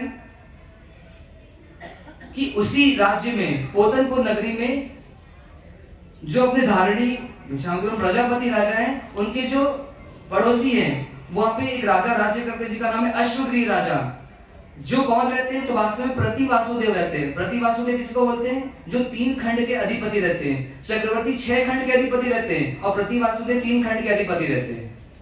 जब ये त्रिपिष्ट कुमार जन्म लेने वाले रहते हैं, तब उनकी जो माता रहती है, वो कितने स्वप्न देती है? तो 3 स्वप्न देती है। 3 स्वप्न से ये निर्णय होता है कि ये पुत्र आगे जाकर के इस जीवन में वासुदेव की पदवी को अंगीकार करने वाले। पर जो अश्वग्रीव राजा रहते हैं, वो 3 खंड के अधिपति, वो राज्य करते रहते हैं, पर उनकी राज सत्ता में सब लोग बहुत भयभीत रहते हैं, क्योंकि बहुत अत्याचार करते हैं, बहुत लोगों को सताते हैं। एक समय ऐसा होता है कि एक नैमित्तिक मतलब ज्योतिष की तरह एक व्यक्ति है, एक पंडित है, जो राजा के पास आते हैं। किसके पास? अश्वग्रीव राजा के पास। वो राजा को निवेदन करते हैं कि आपके ही राज्य में क्या है? तो आपके राज्य में एक शाली नाम का क्षेत्र है, जो बहुत बड़ा खेत है, जहां पर अन्न बहुत उग सकता है, पर वहां पर एक शेर वास करता है, जिसकी वजह से कोई व्यक्ति वहां पर खेती करने जा नहीं पा रहा है, और वो क्षेत्र पूरा खाली पड़ गया है, जिसमें हमारे को प्रॉफिट नहीं हो पा रहा है, मतलब कमाई नहीं हो पा रही उस क्षेत्र से। ऐसा राजा को बताते हैं। पर राजा को साथ में ये बोलते हैं, मैं इसलिए नहीं बता रहा हूँ कि हमारे को प्रॉफिट नहीं हो रहा है, पर मैं आपको इसलिए बता रहा हूँ कि वहां पर जो शेर है, उस शेर को जो मारेगा, वही शेर को मारने वाला आपकी मृत्यु का कारण बनेगा, ऐसा मेरा नैतिक शास्त्र कहता है। मतलब जो शेर को मारेगा वही व्यक्ति आपकी भी मृत्यु करेगा, ऐसा मुझे लगता है। और जैसे ही वो अश्वग्रीव वासुदेव को ये पता चलता है, वो बहुत हिल जाते हैं, अंदर से भयभीत हो जाते हैं, अंदर से आक्रंदित हो जाते हैं कि मुझे मारने वाला कौन, मतलब इस दुनिया में क्या पैदा हो गया क्या। तो अपनी मृत्यु का भय आता है। अब क्या करते हैं, पूरी प्लानिंग करते हैं कि उस व्यक्ति को ढूंढना है जो इस शेर को मारेगा। तो क्या करते हैं, उस राजा के अधीन जितने भी राज्य थे, मतलब जितने भी राजा थे उस अश्वग्रीव राजा के अंडर में, उन एक एक राजा को क्या करते हैं, वहां पे ड्यूटी पे लगाते हैं कि इस शेर को क्या करो, इस शेर को मार करके जीत कराओ। अब राजा ने आज्ञा दी तो अधीन के जितने भी राजा हैं पालन तो करना ही पड़ेगा। करके सारे राजा जाते हैं, एक एक करके उनका नंबर लगता है, कुछ तो हार करके आ जाते हैं और कुछ की मृत्यु हो जाती है, मतलब शेर उनको खा लेता है। और क्या होता है, ऐसे करके किसी से भी वो शेर परास्त नहीं हो पा रहा है। निमित्तज्ञ हाँ, निमित्तज्ञ देता है। अब क्या होता है, ऐसी अश्वग्रीव बहुत सारे राजाओं के बाद नंबर किसका आता है, तो कहते हैं नंबर किसका आ रहा है, तो जो त्रिपिश कुमार उनके जो पिता हैं, उन पिता का नंबर आ रहा है, प्रजापति राजा का नंबर आ रहा है। उनको बोला जाता है कि अब आप जाओ और उस शेर को क्या करो, मार करके आओ। पर यहाँ पर फिर त्रिपिश कुमार बोलते हैं कि पिताजी मेरे रहते आपको जाने की जरूरत क्या है। मतलब वापस अपने कर्तव्य के प्रति आत्मा सजग हो गई है कि मैं शौर्यवान हूँ और मेरे रहते आपको युद्ध में जाने की जरूरत नहीं, मैं स्वयं जाऊंगा और क्या करूंगा, शेर को मार करके आऊंगा। अब क्या करते, वो वसुदेव बनने वाले त्रिपिश कुमार अपने भाई अचल भ्राता के साथ रथ में बैठ करके उस शाली क्षेत्र में जाने के लिए प्रयाण करते हैं। और जैसे ही उस खेत की तरफ बढ़ते हैं तो क्या होता है कि शेर को आवाज आ जाती है रथ की और वो शेर बाहर आता है।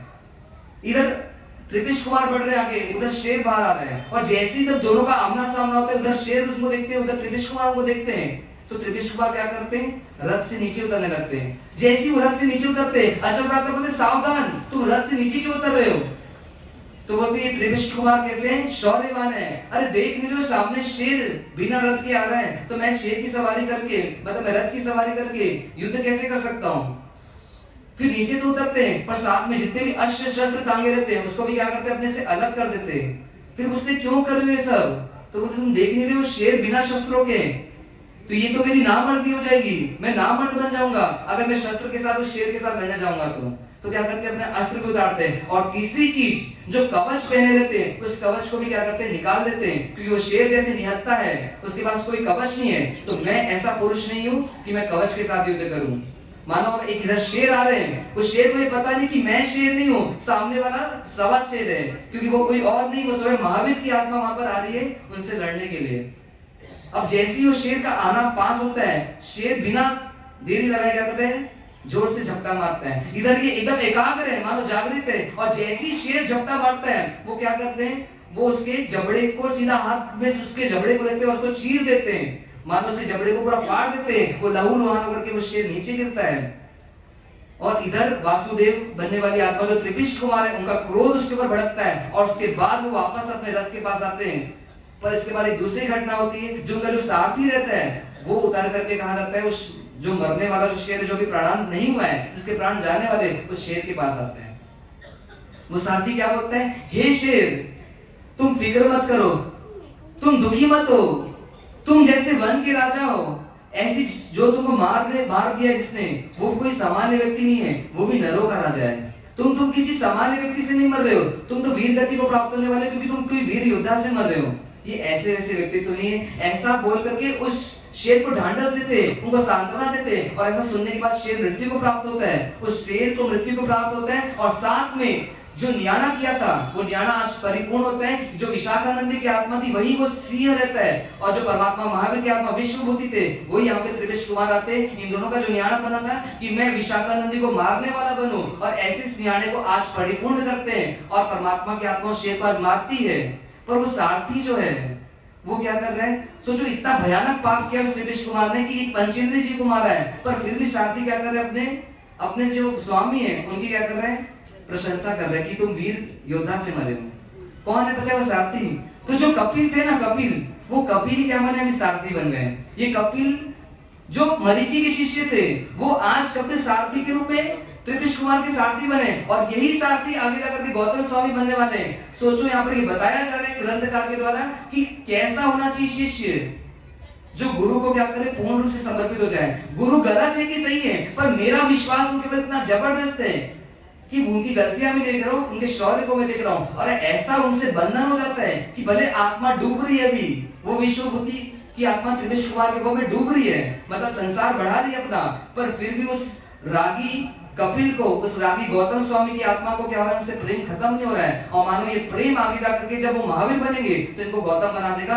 ऐसा ऋणानुबंध कर्मों का उनके बीच होता है, ये दोनों आत्मा साथ साथ आगे बढ़ते रहती है, एक आध जन्मों में कहीं ना कहीं मिलती रहती है।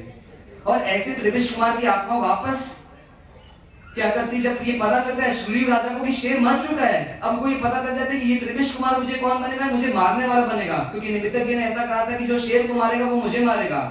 अब क्या करते हैं, अश्वग्रीव राजा अलर्ट हो जाते हैं, मानो सामने से स्वयं युद्ध करने के जा रहे हैं, किसके पास, उस वसुदेव बनने वाली आत्मा त्रिपिश कुमार के पास। अब चूंकि इन दोनों के बीच युद्ध होता है और युद्ध में एक नए से किसकी जीत होती है, तो कहते हैं उस त्रिपिश कुमार की जीत होती है। अश्वग्रीव राजा मरते हैं और उनको मार करके उनके अधिकरण को, मतलब 3 खंड को जीत करके वो वसुदेव क्या करते हैं, वसुदेव की पद को हासिल करते हैं। मतलब ये नियम होता है कि प्रति वासुदेव को मार करके वासुदेव का पद लेते हैं और वो उस सत्ता में राज करना प्रारंभ करते हैं। अब यहाँ तक तो परमात्मा की आत्मा का अभी तक जितना पुण्य बचा था वो सब पुण्य लगभग खत्म होने वाला रहता है। अब यहाँ से पाप की दुनिया की चालू होती है। किनकी? वासुदेव कितने खंड के? 3 खंड के अधिपति रहते हैं। प्रति वासुदेव से बोलते जिनका वासुदेव युद्ध करके इनको मारेंगे, तो ये प्रति वासुदेव को मिलना होता है और ये नियम होता है कि अगले वासुदेव जो बनेंगे वो प्रति वासुदेव को मार करके ही बनेंगे, तो उसको प्रति वासुदेव बोलते हैं। अब सुनो आगे, जो जितना पुण्य माना था विश्व बुद्धि के होम में जब दीक्षा ली थी वो सब पुण्य लगभग खत्म हो गया। अब बैलेंस जिसका बचा है तो पाप का बचा है। अब वसुदेव तो बन गए, अब थोड़ा जो पुण्य बचा है वसुदेव जीवन का, तो क्या करते हैं, सबको अपने अधीन करते हैं, राज्य का चलाते हैं, आदेश निर्देश देते हैं, युद्ध करते रहते हैं और सभी सत्ताओं को अपने अंडर में करते रहते हैं और पुण्य में इतने लिप्त हो जाते हैं कि पूरे भरमा जाते हैं। विवेक बुद्धि धीरे धीरे खत्म होने लगती है और बुद्धि क्या हो जाती है, मति भ्रष्ट होने लगती है। और एक समय ऐसा आता है कि जो वासुदेव भोग विलास का जीवन जी रहे हैं, मतलब महावीर की आत्मा कहाँ पे डूबी हुई है, अभी भोग विलास में डूबी हुई है, ऐसी उस आत्मा के जीवन में एक नया मोड़ आता है।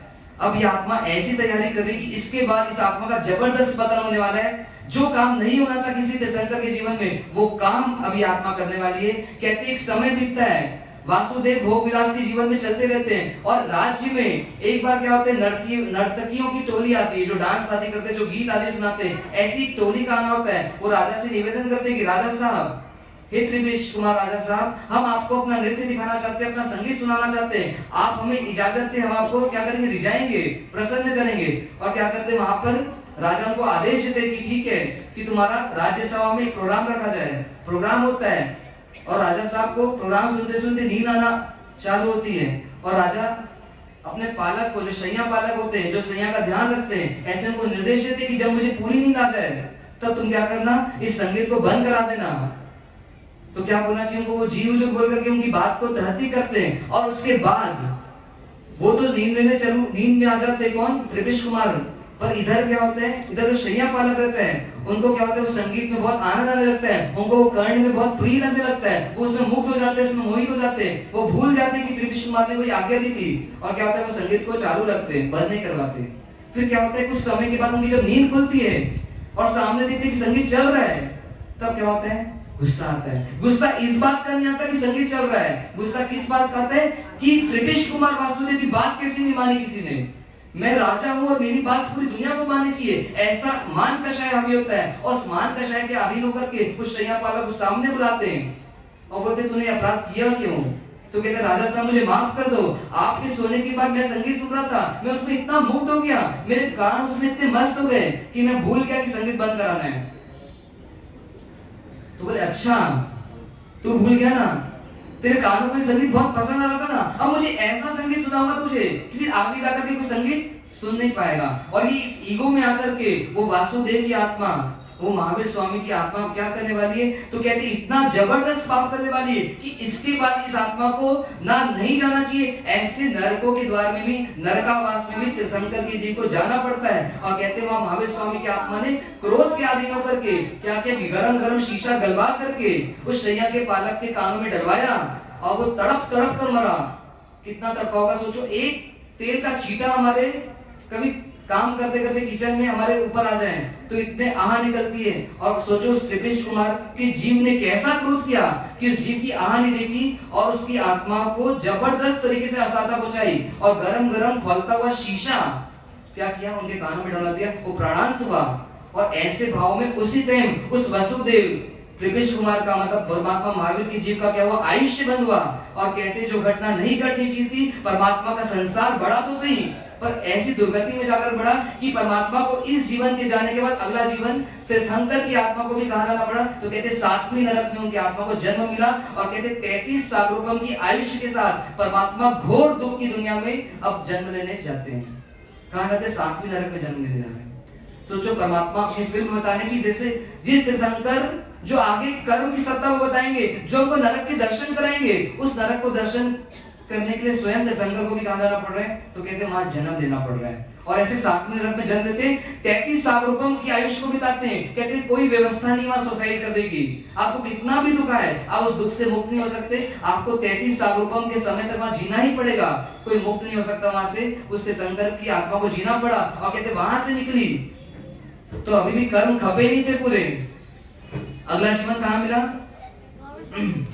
महावीर स्वामी से कैसे आएंगे भैया?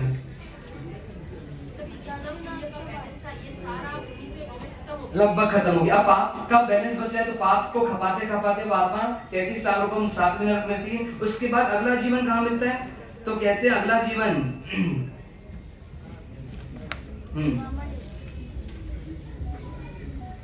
20वां भाव हुआ 7वीं नरक में। फिर जो 21वां भाव था वहां से तो ऊपर उठे पर अभी भी मनुष्य देह नहीं मिला। परमात्मा की आत्मा को सिंह बन करके मतलब पंचेंद्रिय तिर्यंश बन करके मतलब शेर बन करके पैदा होना पड़ा इस धरती पर। कहते हैं इसके बाद वापस शेर बने तो शेर की योनि कैसी? जहां पर पाप ही पाप करना है, हिंसा की प्रवृत्ति प्रारंभ हो गई। जो महावीर पूर्ण अहिंसक बनेंगे वही महावीर अभी हिंसा कर रहे हैं। मानो शेर पशुओं को खा रहा है, हिरण को खा रहा है, ऐसे पूरा जीवन भर क्या किया उन्होंने? हिंसा की और वापस उस आत्मा को कहा जाना पड़ा। तो कहते हैं 22वें भाव में यही आत्मा कहां चली गई? तो कहते हैं 4थी नरक में गई।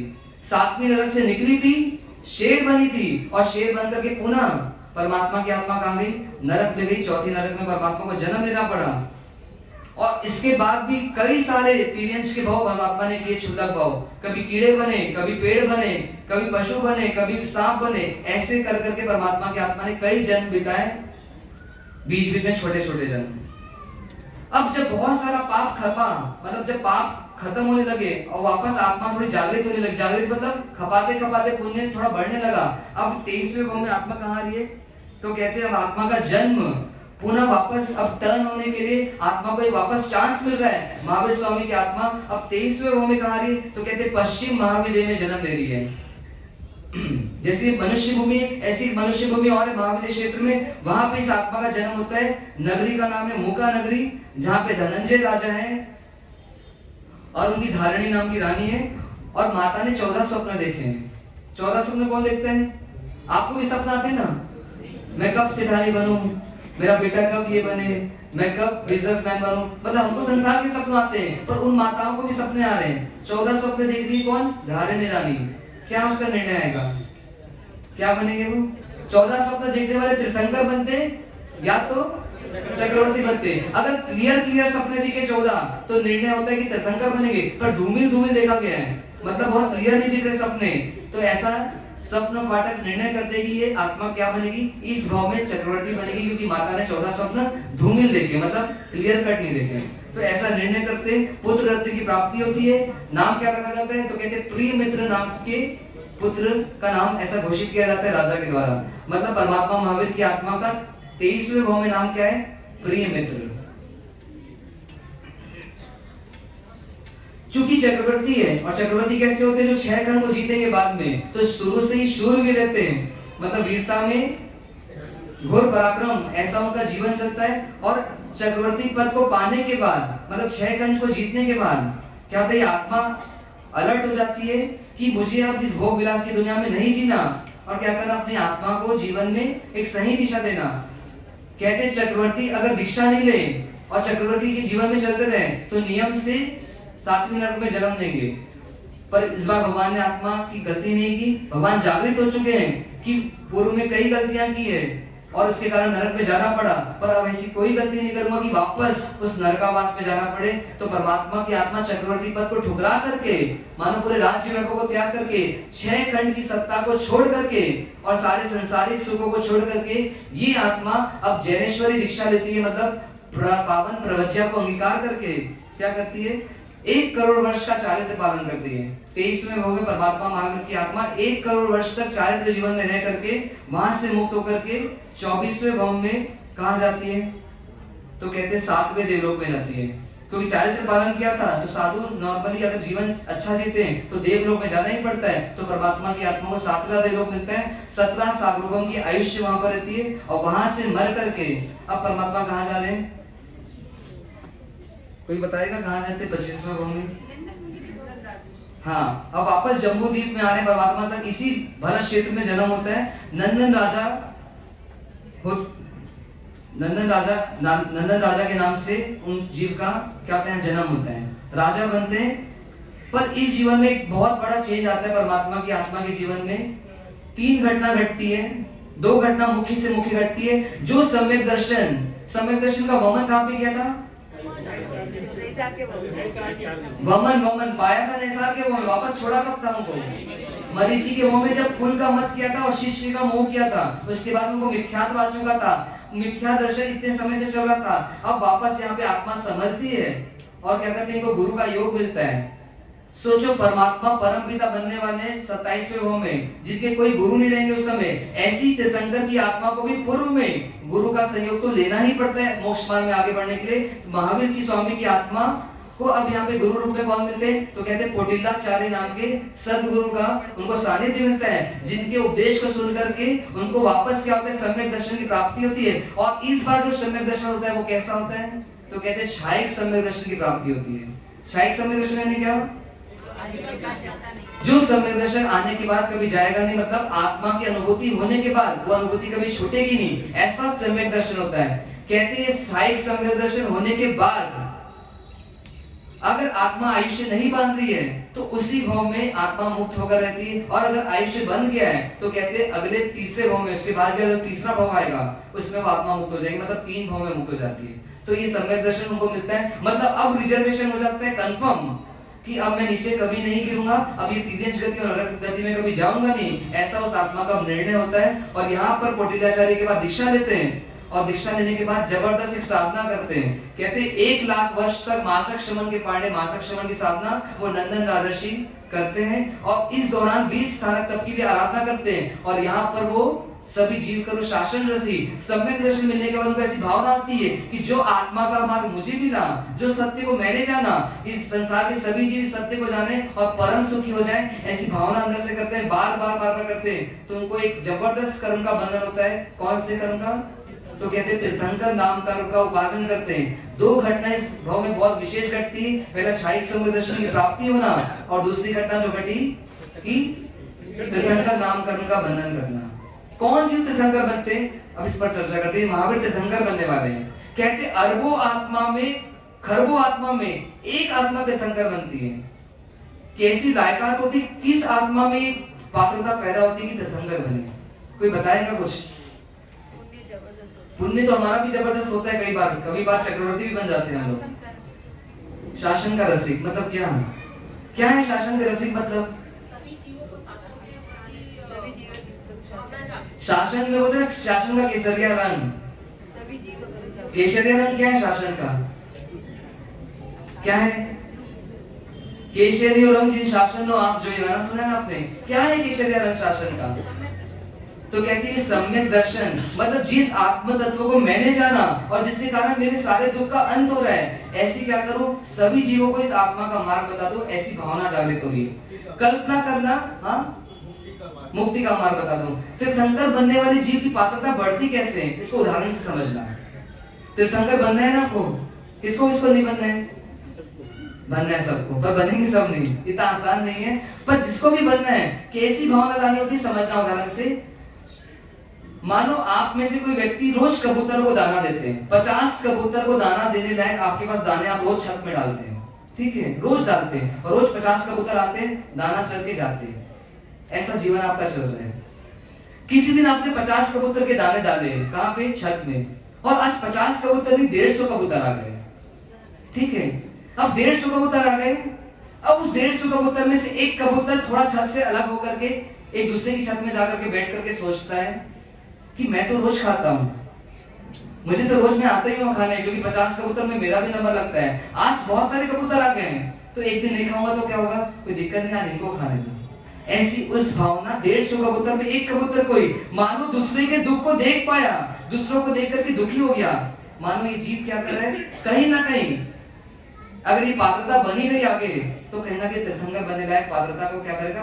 पैदा करेगा। ऐसी और दूसरी घटना से सोचना, कभी 14 से, आज 14 से ना, आज बहुत सारे मानो प्रतिक्रमण कर रहे हैं शाम को, किसी का उपवास चल रहा है, वो भी प्रतिक्रमण कर रहे हैं, हम सब बैठे प्रतिक्रमण में, और सूत्र बीच में जब प्रतिक्रमण चल रहा है, उस व्यक्ति को उल्टी हो गई। किसको? जिसका उपवास था। और उसने क्या किया, जब उल्टी हुई तो वहीं कर दिया जाके सब प्रतिक्रमण कर रहे हैं। किसी का आसन गंदा हो गया, किसी के कपड़े गंदे हो गए, किसी के चरोले गंदे हो गए, किसी की मोमबत्ती गंदी हो गई, सब छी कर रहे थे, क्या भी तुमको बाहर जाके करना था।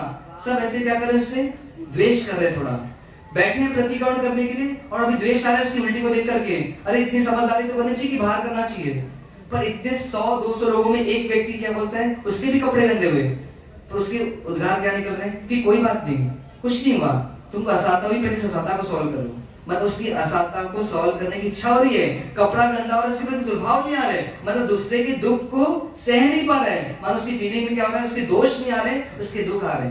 तो जो जीव दूसरों के दुख को सह नहीं पाएगा, वो जीव क्या बनेगा? अगर वो लायकात बनी नहीं सतत, तो कहीं ना कहीं तीर्थंकर नामकरण वो उपार्जित करेगा।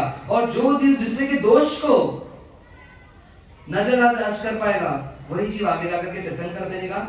ऐसी लायकात वो नंदन राजर्षि इस भाव में लेकर के आगे जाकर के महावीर बनेंगे। तो इस 25वें भाव में क्या करते हैं, 20 स्थानक तप की आराधना करके तीर्थंकर नामकरण का उपार्जन करते हैं। मानो वो घोषणा करते हैं कि मैं मुक्त तो होऊंगा, पर ऐसे वैसे मुक्त नहीं होगा, मैं त्रिलोकी नाथ बन करके मुक्त होऊंगा। और 26वें भाव में अब परमात्मा कहा जाते हैं, निर्मल चारित्र पालने की वजह से 10वें देवलोक पे जाते हैं, 20 साल रोगों की आयुष्य लेकर के वहां पर जाते हैं। अब इस भाव में क्या बता रहे परमात्मा कि अगर तुमको मुक्त होना है तो जीवन में कुछ करो मत करो, सबसे पहले क्या करो, सद्गुरु की स्थान दो। उस कौटिल्याचार्य के माध्यम से जो सम्यक दर्शन मरीचि ने छोड़ दिया था, जो साधु जीवन मरीचि ने छोड़ दिया था, वो साधु जीवन पुनः इनको यहाँ पे प्राप्त होता है, और चाहकर सम्यक दर्शन प्राप्त होता है। मतलब मोक्ष मार्ग में सद्गुरु की भूमिका सबसे जबरदस्त है, तप की भूमिका नहीं है, आपके दान की भूमिका नहीं है, सबसे पहले सद्गुरु का जीवन में होना है। अपने माथे एक सद्गुरु रखने की बात यहाँ पर ग्रंथकार भगवंत कर रहे हैं कि अपने जीवन में एक सद्गुरु का होना बहुत जरूरी। जैसे फैमिली डॉक्टर होते हैं, फैमिली इंजीनियर होते हैं, हमारे फैमिली का ये व्यक्तिगत हमारे जीवन में गुरु जरूर हो, जो हमको सही मार्गदर्शन में, मतलब आत्मा के मार्ग में हमको आगे बढ़ा सके। ऐसे 25वें भाव का अंतर के 26वें भाव में देवलोक में जाते हैं, और 27वें भाव में परमात्मा कहाँ आने वाले, तो कहते हैं महावीर के रूप में जन्म लेने वाले। इसका वृत्तांत क्या है, कैसे है, क्यों है, वो सबको हम वर्तमान युग में छोड़ दें। जिन आज्ञा विरुद्ध कुछ कहा हो वह सब मन वचन काया से तस्मिन् क्षामि सूचना को थोड़ा सुन ले।